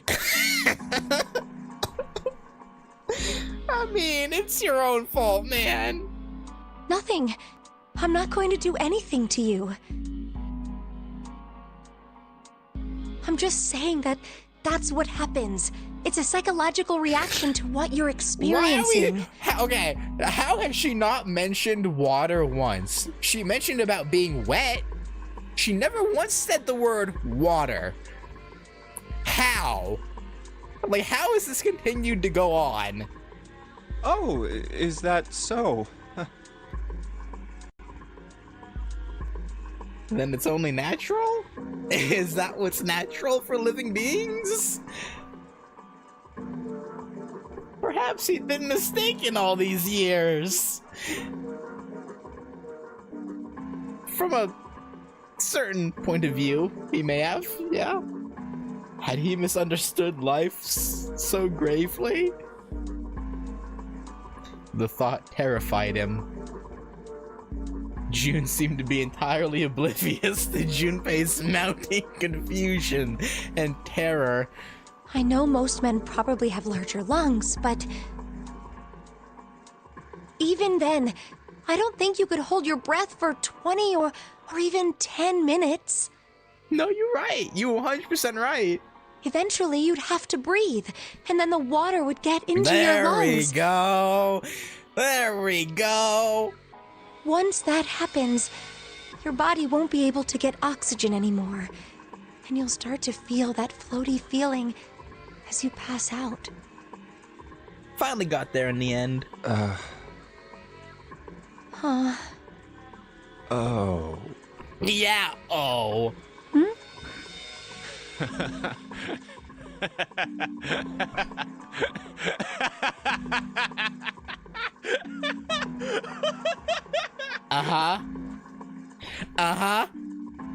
Finally, Junpei understood. He understood what June was trying to say and why she was so scared. Yeah, you're right. You wouldn't last very long. See? Yeah, no, we got it. She was afraid the only elevator button pointed down. That meant, of course, that the elevator couldn't go any higher than the floor they were on. As he thought about it, Junpei realized he hadn't seen elevators on the A or B decks near the central staircase. All of which meant that the elevator could only convey them to the lower decks. Which is where it's flooded, yeah. Come to think of it, the lower floor, D deck, is completely underwater. Yep. An elevator heading to a submerged floor. That is pretty scary. Hey, wait a minute. Yeah. This elevator came up from somewhere under us, right? Yeah, probably. Well, yes, I guess it did. It didn't open right away after you pressed the button. There was a motor noise like it was moving, and then it opened. Yeah, exactly. Yes. So, take a look inside. Yeah, it's not wet at all. No water to be seen. Junpei jerked his head toward the interior of the elevator. It's not wet at all, is it? The walls and even the floor are totally dry. Oh, you're right. They are. Yeah, so we'll be fine. Probably. She looked around the elevator, slightly embarrassed. Well, let's test it. Test it. Yeah, watch this. Now, I'll just put one foot inside the elevator and look over at the buttons. Oh, there's only two. E and C. I'm guessing engine room and...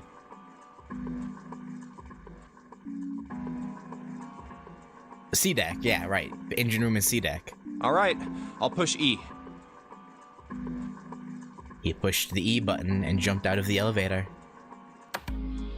The door slid shut and they heard the grinding of the motor as the elevator car moved down.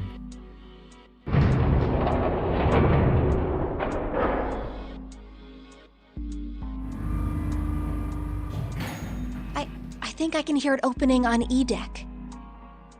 Or E deck, that too, I guess. Okay, that's done. E Now I'll deck, just press engine the button room, again. potato. A few moments later, the elevator returned. And totally dry. Yep, not a single drop of water to be seen. See? Yeah, we're totally fine, right? Junpei couldn't resist puffing out his chest just a little bit. June, however, still looked confused. What does that mean? It's not wet where we're going. How can E deck be safe if the D deck is full of water? Probably sealed off everywhere else so water can't get in. Well, here's what I think. The elevator shaft and E deck must be watertight and separated from wherever the ship's been punctured. Here, let me show you. He pulled out his notebook and pen and sketched out a rough illustration. I see. So is that why the ship hasn't sunk? Probably. The shape of the inside keeps it all from filling with water? Yeah, I think that's what's going on. Junpei continued talking as he closed the notebook and slipped it back into his pocket. So I'm gonna go down and check it out. You stay here, alright? Sounds good. But... You don't want him to be alone, or you don't want to be alone? Come on, just do it, alright? He gave June's shoulder a reassuring squeeze, then hopped onto the elevator. He pushed the E button, and the door began to close. June looked worried, her eyes darting back and forth as if she was trying to make a decision, when suddenly... I'm coming with you! Huh? At the last possible moment, June dashed forward, turning sideways just in time to slip through the gap between the closing doors. Hey, wait! Junpei jammed his finger against the open button, but it was too late. Well, looks like you're stuck together, Junpei. Crap, it closed! The door had shut. He and June were in the elevator, and it was headed down to E-Deck. He was so surprised by June that he didn't even have time to think about what awaited him on the E-Deck. I can't just let you go alone, you know. Ah, jeez. Come on, Junpei, just accept it.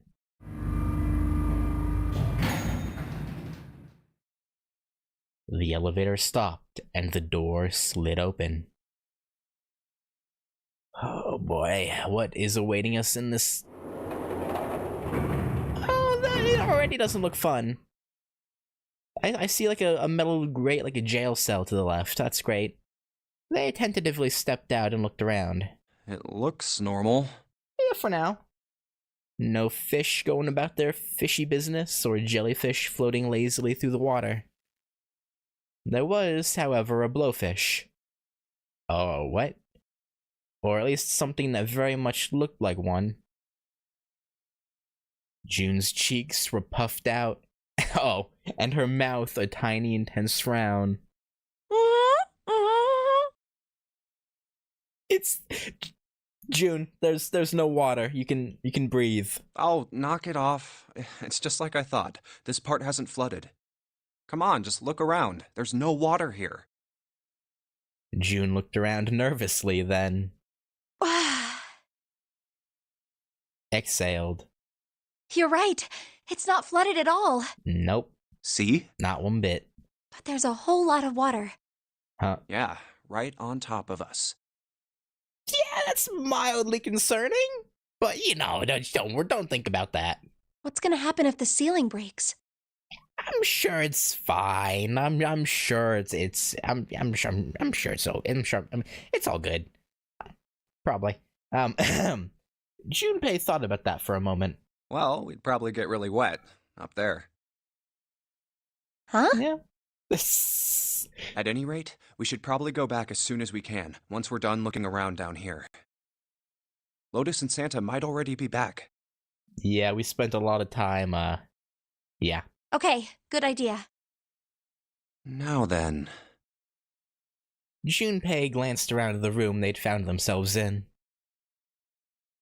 The first thing he noticed was a set of thick iron bars that any person who isn't like 300 pounds could probably fit through. Like, you just gotta crouch down, you could probably shuffle through. I'd have to turn sideways, but yeah, no, you could fit through there. Iron bars. Well, we can't go over there. I'm pretty sure you could. Unless they're not meant to be as big as the game makes it look. Right. But you could totally crouch down and slip through. I'm pretty confident about that. Then maybe...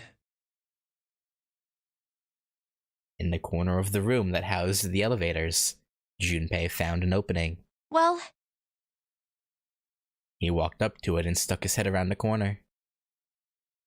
It looks like there's a long straight hallway down this way. Yeah, with a number 6 on it. Something's written on the door at the end. Wait, is that... Yeah. Let's check.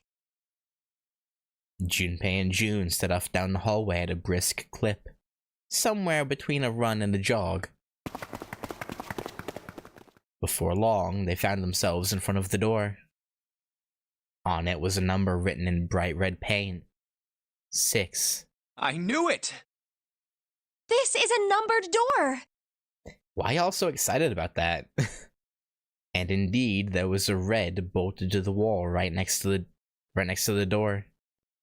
But we can't do anything with only the two of us. Yeah, gonna have to get someone else. We better head back and let everyone know. Yes. Junpei and June turned and headed back to C-Deck. Wait, what's this? What's what? What's that? On their way back, Junpei noticed a map on the wall. Is this the map for E-Deck? I should take it with me. Yeah, no, it's not a bad idea.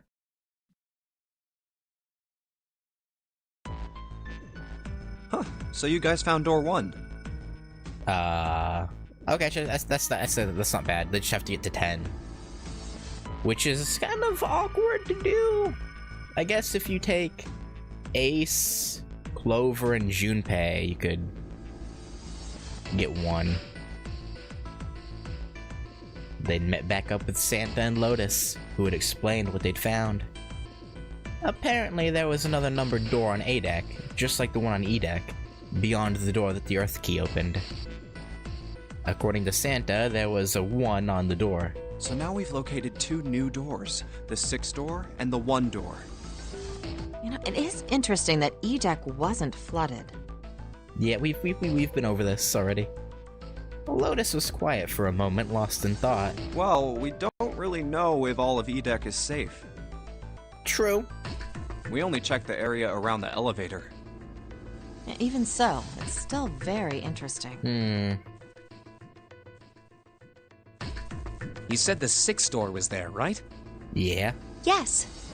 And that means Zero planned all this out, even the sinking.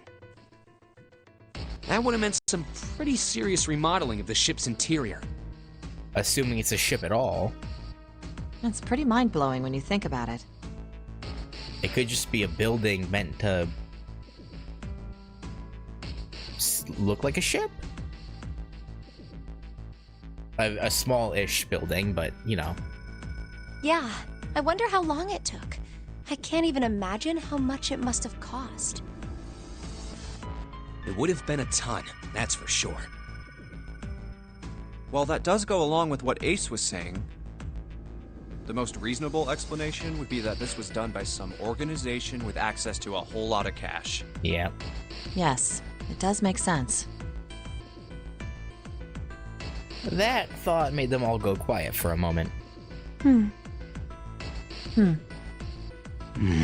should probably go back to the hospital room and see if they're back yet. June bit her lip while Lotus sighed softly to herself, and Santa cracked a stiff neck and stared off into the distance at nothing. Yeah? Yeah? I don't think it's a very good idea to stay here. Yeah? Probably. June looked up at Junpei with large, pleading eyes. Yeah, you're right. Ace and his team might be back already. Well, June, Junpei, and I should be able to open door 1. Yeah? Huh? You guys leaving me behind? 8 plus 6 plus 5 equals 19, 1 plus 9 is 10, and 1 plus 0 is 1. Yep. Just kidding. All right, let's go. Lotus's words were all the impetus they needed. Yeah, let's go meet up with the others before we do anything potentially stupid. Back to the large hospital room they went.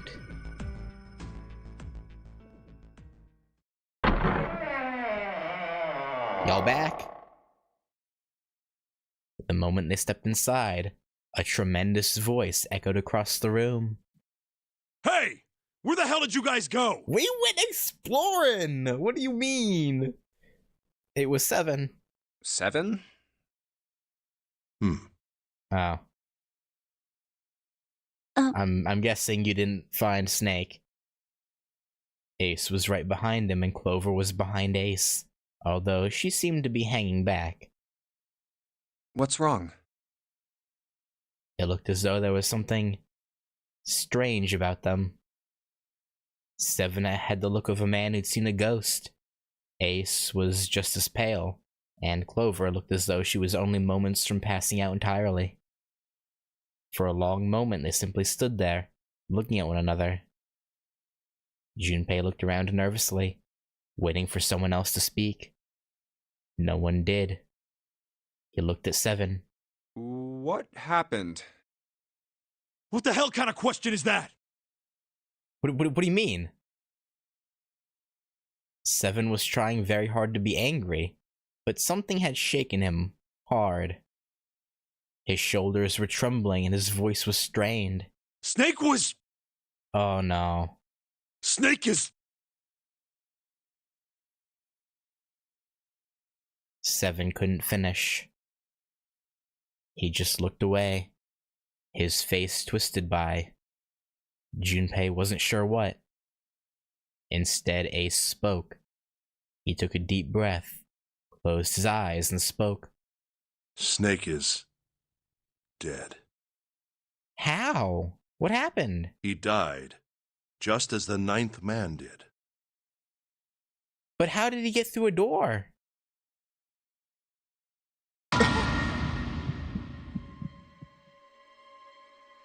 It was as if all the air had suddenly been sucked out of the room. Junpei felt his heartbeat quicken, and he realized he was having trouble breathing. He could feel cold sweat beating on his forehead and neck. June, Santa, and Lotus looked the way he felt. All three were frozen in place, their faces white. Oh my god, that's not true, is it? June, you shouldn't... We should make sure. What do you mean? Right. We should. They nodded to one another and headed for the number 3 door. Wait! Not that way! Why? What? Why not? They stopped short and turned to look at Seven. He was pointing at the door with no number. I stuck a screwdriver in there to keep the door from closing all the way. Oh, good thinking, Seven. It's not locked, so you can go in that way. Where is he? The shower room. The left side of the hallway. I put a broom in there too to keep the door open. That means we can get in without going through the numbered door, right? Yeah? Yeah, that's right. Then let's go. Their new destination clear, Junpei and his companions headed for the door with no number. Door. Once in the hallway, it was easy to spot the metal door on the left wall. This wasn't open when we passed here before. Yeah. But now, just as Seven had said, there was a broom stuck between the door and the frame, keeping it open. Well, let's keep going. I don't know if I wanna. They looked at it for a moment and stepped inside. Oh, it smells horrible. Yeah, that's what happens when dead bodies, Actually, no, it should take a while for that to start happening. It usually doesn't happen in, like, an hour and a half. Lotus wrinkled her nose and covered her mouth in disgust. Even Santa pinched his nose shut. Oh, yeah, this is pretty awful. I feel like I'm gonna puke. It was just as bad as they said. Perhaps worse. A hideous smell filled the air, so thick they could almost taste it. It was sour and smelled of fish, feces, and burnt meat. It worked its way through Junpei's nose and down his throat to pound against the entrance to his stomach. He put his hands over his mouth and struggled to keep what little was in his stomach where it belonged. Where is he? Where's Snake? LR? They didn't have to wonder where the body was. There. There was blood everywhere. A few arms of the splatter reaching toward them as they walked in through the door. All one had to do was follow the many radial arms to their source. The body itself was hidden behind a divider. June, you should stay here. But No, he's right. June, you don't want to see this. Please, just do me a favor, okay? Alright? He didn't give her a chance to say no. He put his hand on her shoulder as if to shove her into the ground like a tent pole, turned, and walked toward the end of the divider. I'm going in. It felt like it took an eternity for him to get there.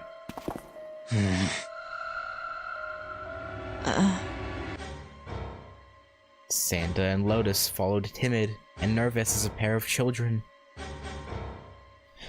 Eventually, they reached the divider. They looked at one another and nodded slowly. Junpei put his hands on the divider and peered around the corner. For a moment, he forgot to breathe. He felt his heart collapse in his chest, like an empty cigarette carton, and time froze. He knew in that instant that he would take the image before him to the grave. What was left of the body sat in a sea of blood. Chunks of flesh torn from the body sat in the blood like tiny islands in a great red sea. Like a bad period day. A vast, ragged hole had been torn in the torso, and what remained of his intestines spilled out of it like fresh spaghetti. Smaller chunks of meat had splattered against the wall, and become stuck there as they dried. Globules of yellowish fat had left trails like tiny slugs, as gravity pulled them down the wall even as they dried to it. Just like Ace said. Yeah. Santa's voice was strained. Junpei suspected he was holding down some vomit of his own. Just like the ninth man. The detonator in his bracelet set off the bomb in his gut. But how? How did he even get through here for it to start? It looked as though the explosion had been quite powerful. Oh god.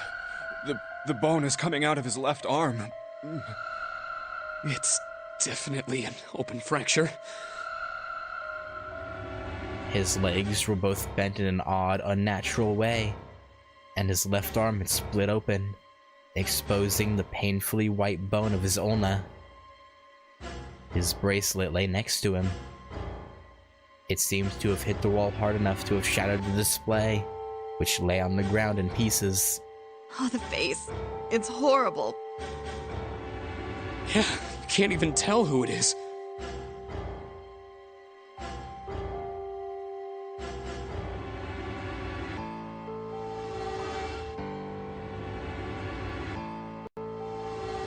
Interesting.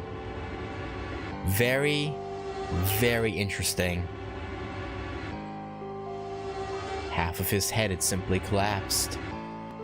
The blood coating almost made it look like raw pizza dough covered in tomato sauce. His clothes, too, were covered in blood. The burgundy tie, the white shirt, the jacket with the yellow piping, and the gray slacks.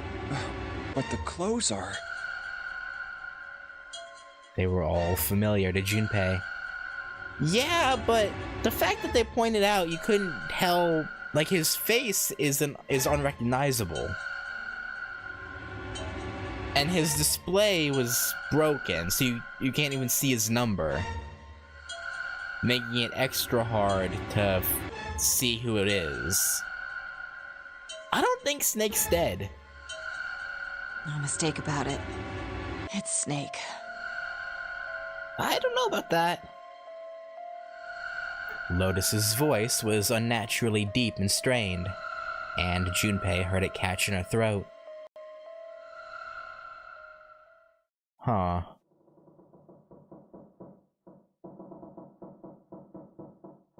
I'm suspicious of this whole thing.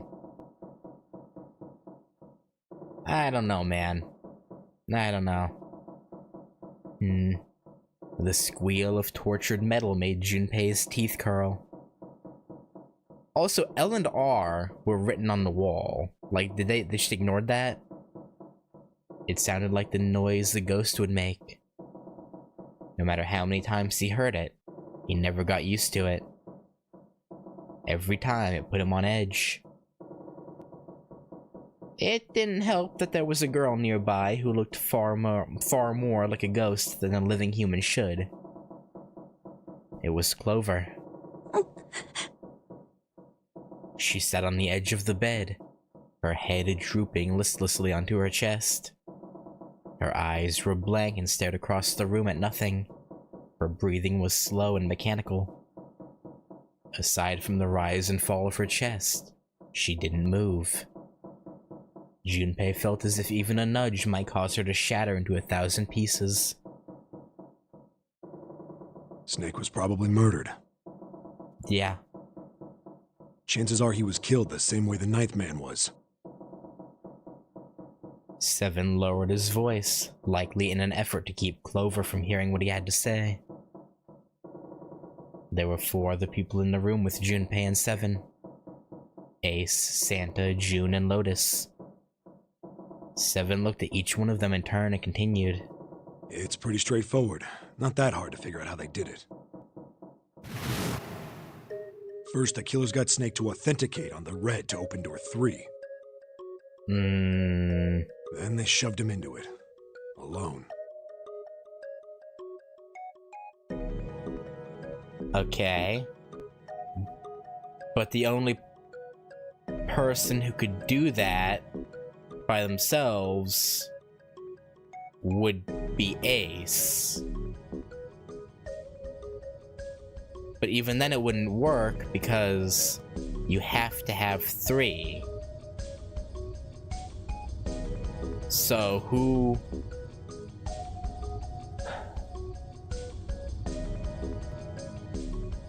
I guess... it would have to be Lotus and... who's 3? Santa. Lotus and Santa killed him?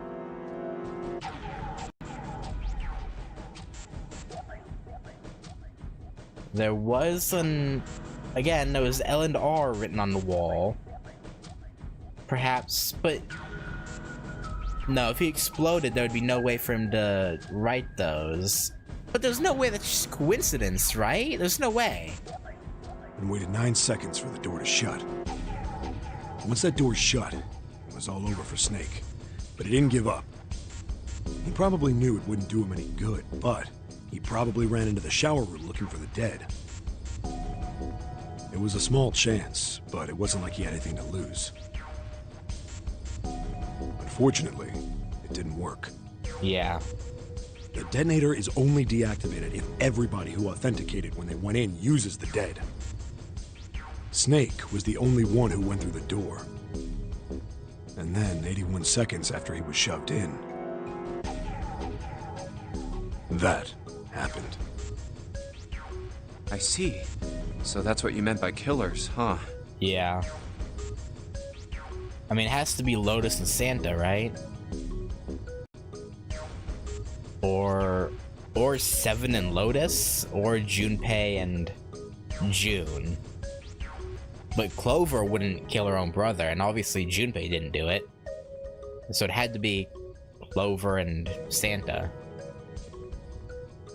You need at least 3 people to open one of the numbered doors, including Snake. Lotus and Santa, yeah. It wouldn't open for Snake and a single killer. Yeah. That means we're looking at multiple perps here.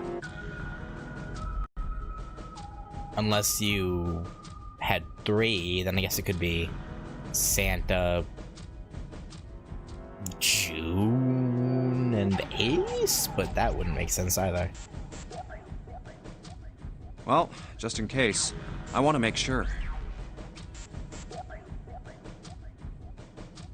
Wait, no, I just realized Lotus and Santa doesn't make sense, because that's 11. And then Snake is 2, so it'd be 13. So one, no, that'd make 4. So it'd be...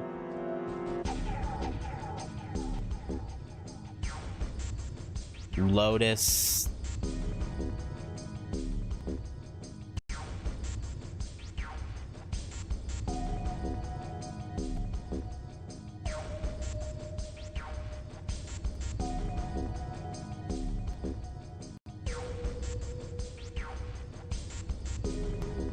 No, I guess it couldn't be Lotus. Let's say you're right. When do you think Snake was killed? Because that...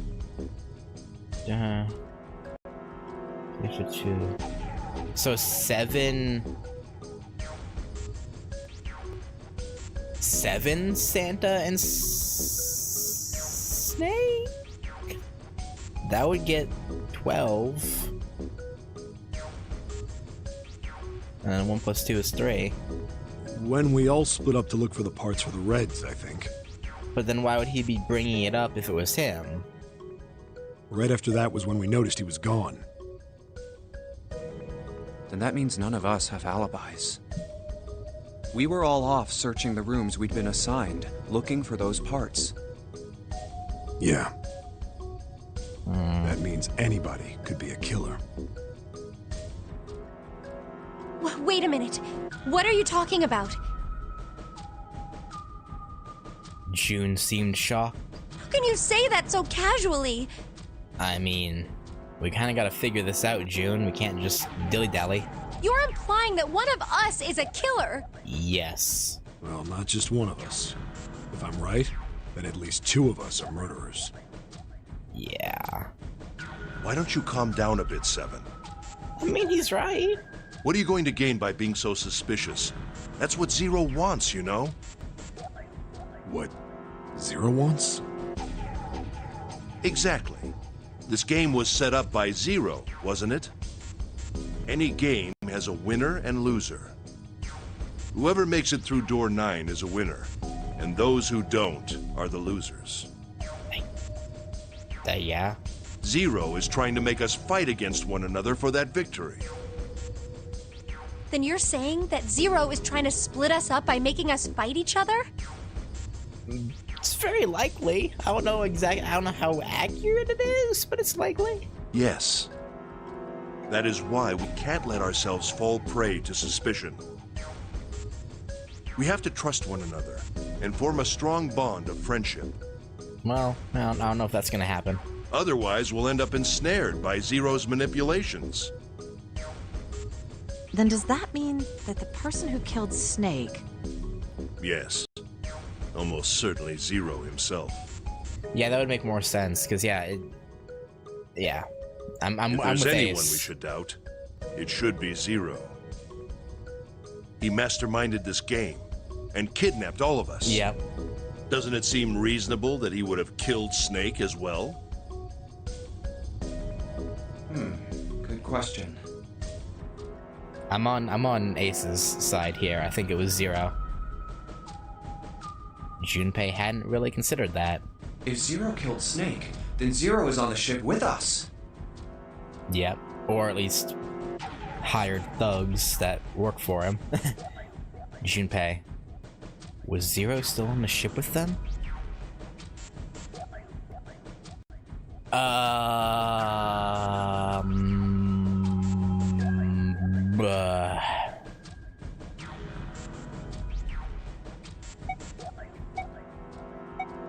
Probably.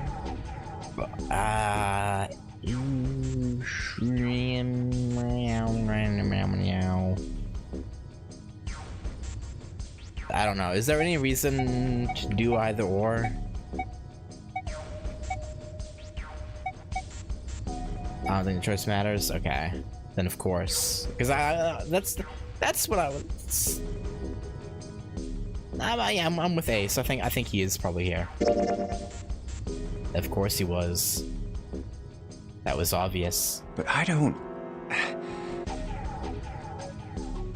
Zero was somewhere on the ship, but Junpei had no idea where. Junpei mumbled to himself, lost in thought. could Zero be hiding? In the walls, maybe? Suddenly, everyone went very quiet. The silence was cold and clammy, and Junpei could feel it crawling across his back and around his throat. Again, he heard the ghosting moaning noise, and moments later, a person who looked more ghost than human appeared. Oh? It was Clover. She looked at the floor as she spoke, and her voice was a cold monotone. I think Yeah? Zero is Yeah? one of us. That could be true. You bring up a good point. Seven has been, been real sus. I ain't gonna lie.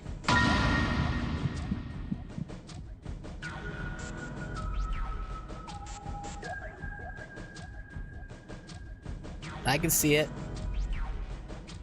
Every human body in the room froze. The only sound was the muffled rustling of breath. Eyes darted from face to face. One of those faces was the face of their jailer. It's very possible, but you don't know for sure. But who? Was he one of them? I don't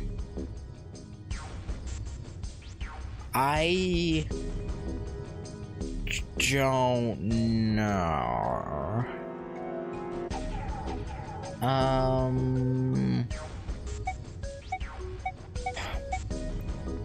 I mean, it's possible, but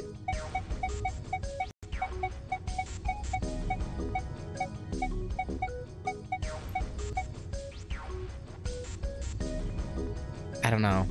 Also, I really have to use the restroom. I'm gonna be right back, and I'll think on this. Hang on. Let me... Oh, do I not have... Oh, I don't have my BRB screen on this scene.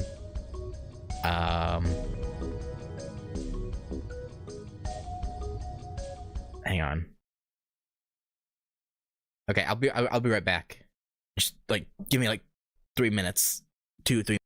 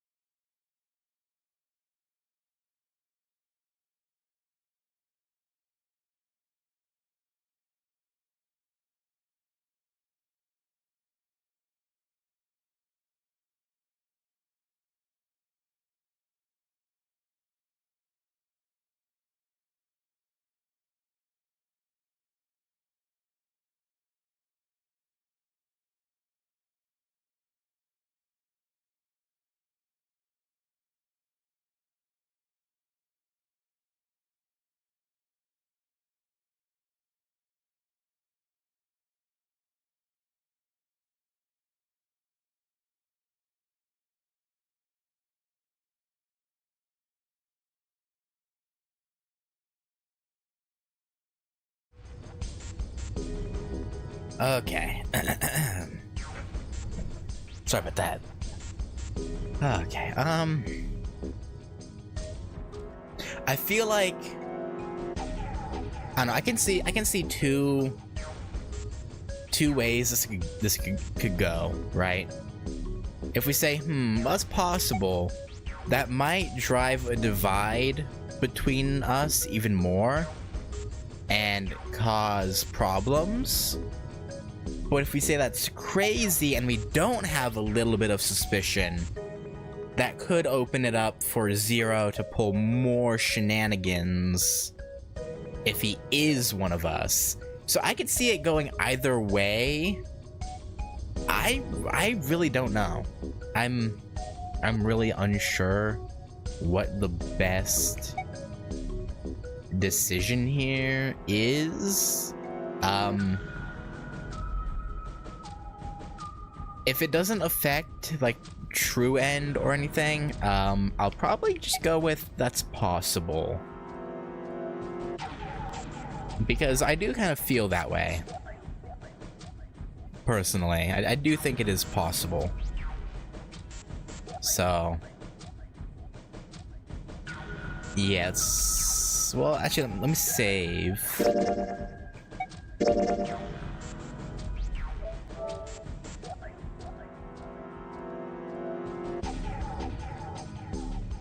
No, I don't want to quit. It's possible. Well, that's possible. Huh? I mean, it is. Like Clover said, Zero might be one of us. What are you saying, Jumpy? I mean, he's being realistic. Didn't you hear what Ace said?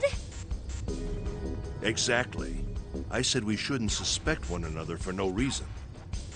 No reason. I've got a great reason. Yeah. And what's that? The bracelets. He held out his left arm. Why are the bombs in our bodies connected to the bracelets? You're all thinking Zero's hiding somewhere watching us, right? Yeah, it's true. If he was watching us, he could just remote start the timer instead of having it be automated. If he's doing that, then he could just detonate the bombs by remote control if someone did something they weren't supposed to. That's very, very true. It would be a lot more precise and a lot easier. But if that's the case, then why is the bomb set off by the detonator in the bracelet? Huh. You got a point. Yeah. I'm not done. Try applying the same ideas to the Nonary game. All of the puzzles here run all by themselves. In other words, Zero doesn't have to be controlling them for the game to move forward. We're making real good points. Why's that? Why would Zero bother to do something like that? Junpei let the question hang in the air and looked at the others. It was Santa who answered. So let's say you and Clover are right. Zero's one of us. If that's the case, then it'd be really hard for him to keep track of all of us or control anything remotely. Yeah. That's why all the puzzles run by themselves. Mm-hmm. That's what you're getting at, right? Pretty much. Yeah. Junpei nodded. 7, when we were talking earlier, you said any one of us could be Snake's killer, right? Yeah. Yeah, something like that. Alright then. I've got a question for you, Ace. You said something like Zero must be the one who killed Snake, right? Yes, something like that. I can't think of any other explanation. So what do we get if we combine those? Someone here has like a master bracelet or like whatever and could have done it solo. They fit together pretty well, I think. Something like this. Whoever killed Snake is Zero. Hence, Zero is one of us. 7 and Ace's theories aren't mutually exclusive. They actually complement each other pretty well. Yeah. At least they do if Zero is one of us. No one spoke. Their faces were grim, but Junpei wasn't sure if they believed him or not. Finally, Lotus spoke up. What were his motives? Get us to, I don't know, fight each other? His motives. Yes, isn't that pretty important? I mean, what's his motive for any of this, you know? Why would Zero want to hide as one of us? Oh, well, that's because, Lack of suspicion? Maybe? Junpei choked. He hadn't thought of that, and he had to be honest with himself. He had no idea. I don't know. Lotus sighed. Well, so much for making a persuasive argument, Junpei. Maybe you're Zero, huh? Huh, Lotus? In other words, you only had circumstantial evidence. Well, it made sense. I don't really think that's enough to go on, you know? Clover, you're the one that brought this up. Ah. Junpei was painfully aware of their eyes on him and their disapproval. I hope this doesn't fuck up our relations with everyone later on. That would fucking suck. He tried to find something else, anything else to look at. Then in that horrible silence. And that's another hour gone. That's great. They heard a bell begin to ring. It was the clock at the central staircase. It's 3 in the morning. Yeah, we got 3 hours left. That means we have 3 hours left. Not a lot of time. Then we need to move now. Seven, Clover, Junpei. Yeah. I know how you feel, but you do understand that right now it's important we trust one another, don't you? I guess so. You're right, but Junpei couldn't bring himself to respond. He swallowed the words he wanted to say and sighed. Seven and Clover remained similarly silent. Their eyes were looking at something somewhere else, very far away. We must go. We have very little time left. Yeah, I know. Ace's words put their feet to moving. They all knew where they were going. our next destination is Mercury. But maybe you and June should check it out first and then report back to us. All right, let's go, June. Right. Here it is. It sat bolted to the wall near the stairs that led to the casino and the kitchen, between the two elevators. The Mercury card reader. We're using the card 7 gave us, right? When the hell did that happen? Did I somehow skip him handing that to us? Yeah. I found it when we were checking out the shower room. Okay, okay, no, it just didn't, it didn't show him giving it to us, I guess. I was like, what the fuck? I think Seven said something like that. Yeah. Anyway, let's see what happens. Junpei slid the card through the reader. The light on the reader turned green and made a tiny electronic noise. I guess the elevator works now. I guess so. Jumpy, I know it's only the two of us, but let's do our best. And our best we shall. What's with you all of a sudden? She's motivated. Well, I'm happy we were put together. Yo, you okay? You okay? You know it's just for searching E-Deck, right? Shut up, Junpei! Even so, I'm glad I'm with you. Oh, yeah. Oh, Yeah, come on, Junpei. first we need to find out if the elevator comes up full of water. Just like we did before. Yep.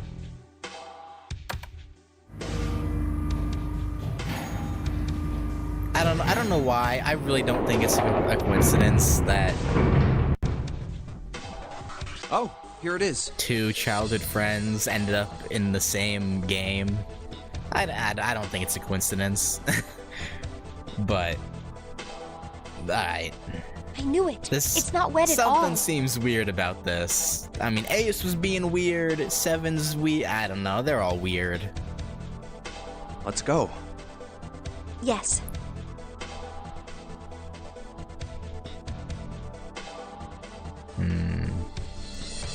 Once it had been checked for water, Junpei and June stepped into the elevator. Look! At Nearly what? all of the buttons are destroyed. Okay, you said nearly, so which one is okay? Yeah, only the seat and bottom button can be pushed. We're on C deck right now, so the only one we can choose is bottom. Yeah. Well, let's try it out. It's interesting that it's bottom and not E for E deck. Junpei hit the bottom button. The door closed. Slowly they began to move downward. Oh, so this is the bottom deck. Yeah. They stepped off and saw that the hallway to their right ended somewhere between 20 and 25 feet from them. The hallway in front of them was a dead end. But not a regular dead end. Hey, over there. A numbered door. This is a numbered door. Yeah. This is the 8th one we found.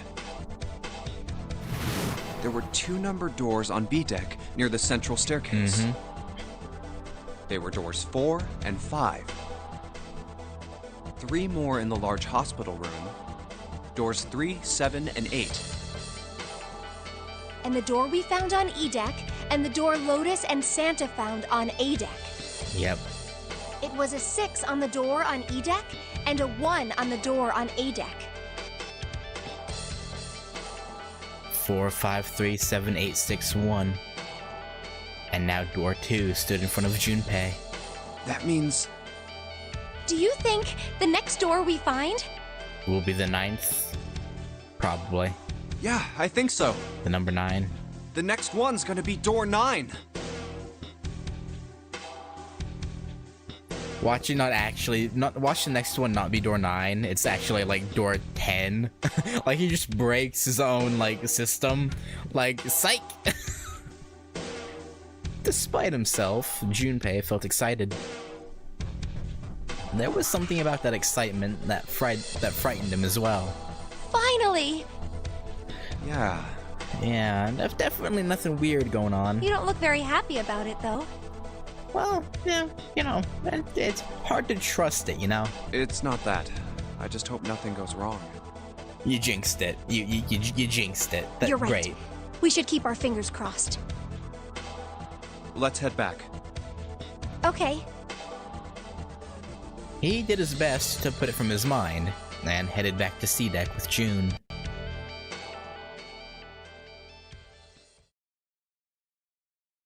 One, 2, 3, 4. All right, 7 pieces. Yeah. The pieces of paper they'd folded up lay on the ground next to Junpei's legs. So we're trying to figure out how to go through all 3, I guess. Everyone had written on paper pulled from Junpei's notebook in an effort to pull together a blind vote. Oh, okay, now they're just trying to figure out where they're gonna go, I guess. Just double checking, but everyone wrote their code name and a door number they want, right? Yeah, no, that's what I was saying. I thought maybe E deck would be the final deck, but it's not. This is just all I meant. Yes, just like you told us earlier. Can't believe we're voting here. I mean, why had they decided to vote that way? We need to make the whole thing fair, blah-de-blah. This is a complicated plan, you know. I'm guessing the bottom deck is not a very popular choice among y'all. Hurry it up, Mr. I have a brilliant idea. They decided it wasn't fair to simply ask everyone at once. That would allow people to force others to go through certain doors. Yeah, quiet in the peanut gallery. And he had a plan. It wasn't a plan he wanted anyone catching wind of. however, so he did his best to act calm as he began to open and read the pieces of paper. All right, let's open these up. That seems rather suspicious. The first one says, Ace requests door 1. Yes, I do. Would you like me to explain why? Sure. No, we don't have time for that. Sorry. Let's keep going. Yeah, no, we don't have time for any more long-winded explanations. Next is Santa. He wants door 6. Yeah. Yeah, that's what I wrote. Junpei continued with the 3rd, 4th, and 5th pieces of paper. Clover wants 1, Lotus wants 2, and 7 also wants 2.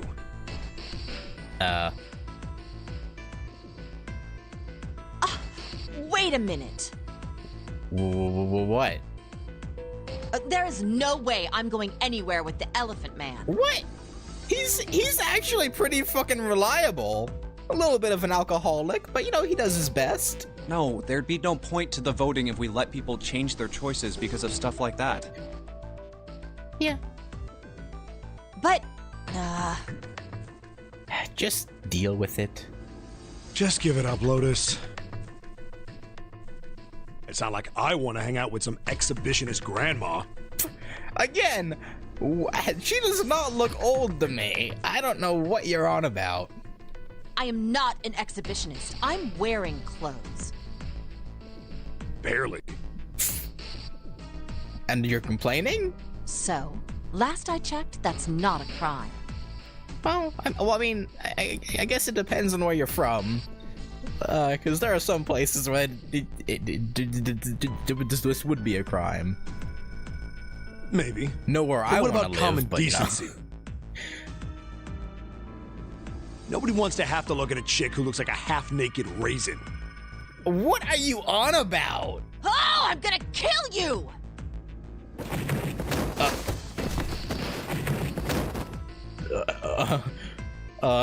Oh, not good.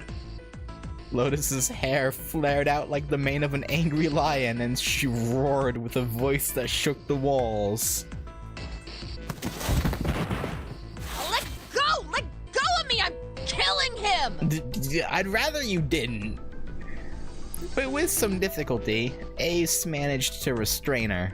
Junpei, read the rest. Right. He's like, God damn.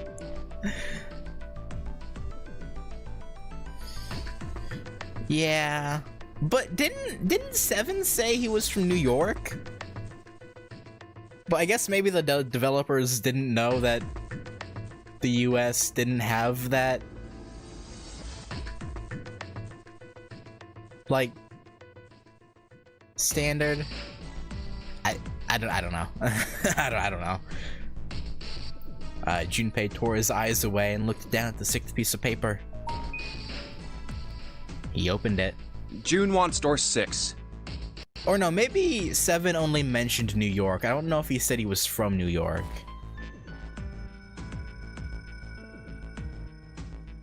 Yes, I don't really have a reason. I just felt like it. Fair enough. All of the papers, save Junpei's, had been read. He did some quick calculations in his head. So this was everyone's vote. Yeah. Ace and Clover requested door 1. Uh-huh. This was the door on A deck, near the central staircase. 7 and Lotus requested door 2. Uh-huh. I mean, really, we're the kingpin, or the keypin to either door 1 or 2, right? Because 7 and Lotus is 15, so to get 2, you'd have to add Junpei to get 20, and then 2 plus 0 is 2. And same thing with Ace and Clover, they equal 5, so you'd have to add Junpei to get 10, which would equal 1. So, I'm guessing we have a choice to make? Santa and June requested door 6. Probably?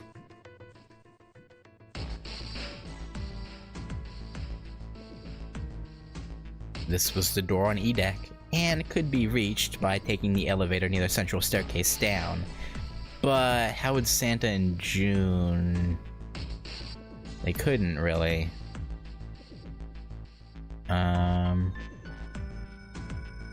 So I guess no. So it would have to be just 2 teams. Then the door I should choose is... It took him less than a second to run the numbers. He opened the 7th piece of paper and spoke. Okay, the last one is mine. I want to go through...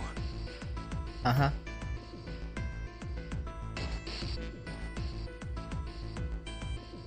I guess 1 is the choice we need here. Okay.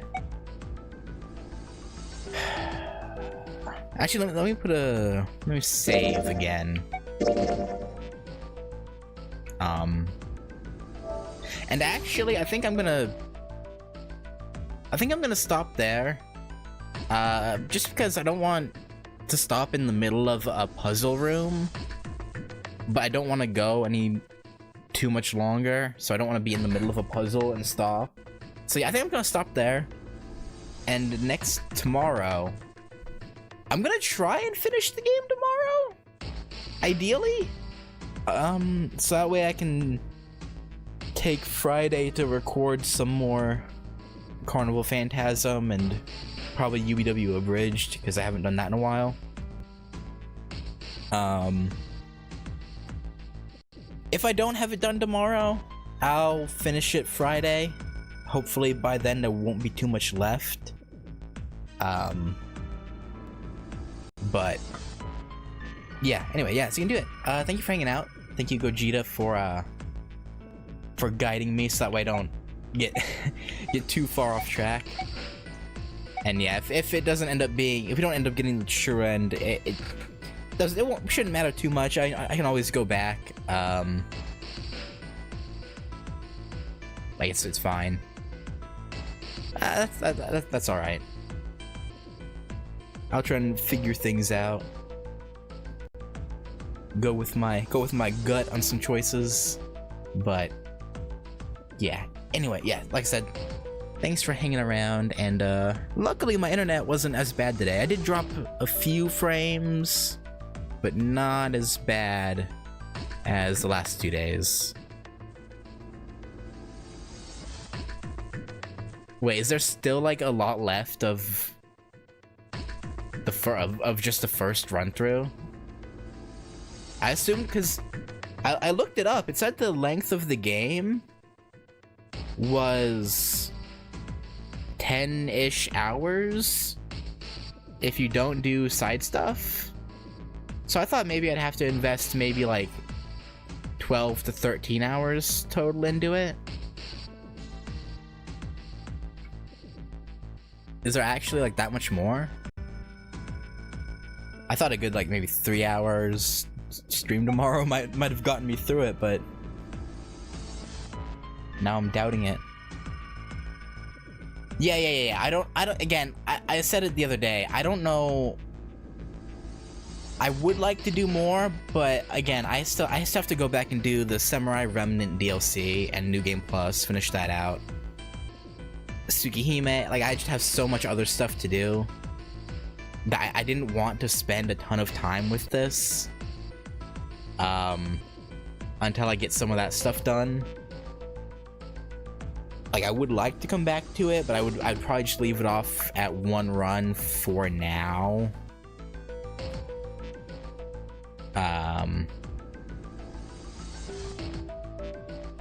But yeah, I am interested in picking it back up later, because like I said, I do have the 2nd and 3rd game. So yeah, I don't know. I just, at the very least, I would want to get Samurai Remnant done, just so that doesn't sit left unfinished for too much longer. Before I start getting into this more deeply, I think if I can get at least that done, it'll be a lot more reasonable. Because I feel because it's been like 5 months or 4 months since my last Samurai Remnant part, So I feel kind of bad about that. But yeah. Anyway, sorry. Yeah. So yeah. Thanks for hanging out. V6, Merodek, if you're still here, thank you guys for hanging out too. And yeah, ideally this weekend will be Fate Extra CCC as well as Melty Blood. I don't know which day will be which yet, but that's tentative plan. And then Friday I'm just gonna be recording some stuff. But yeah, anyway, sorry for yapping on. I will catch you later. Peace.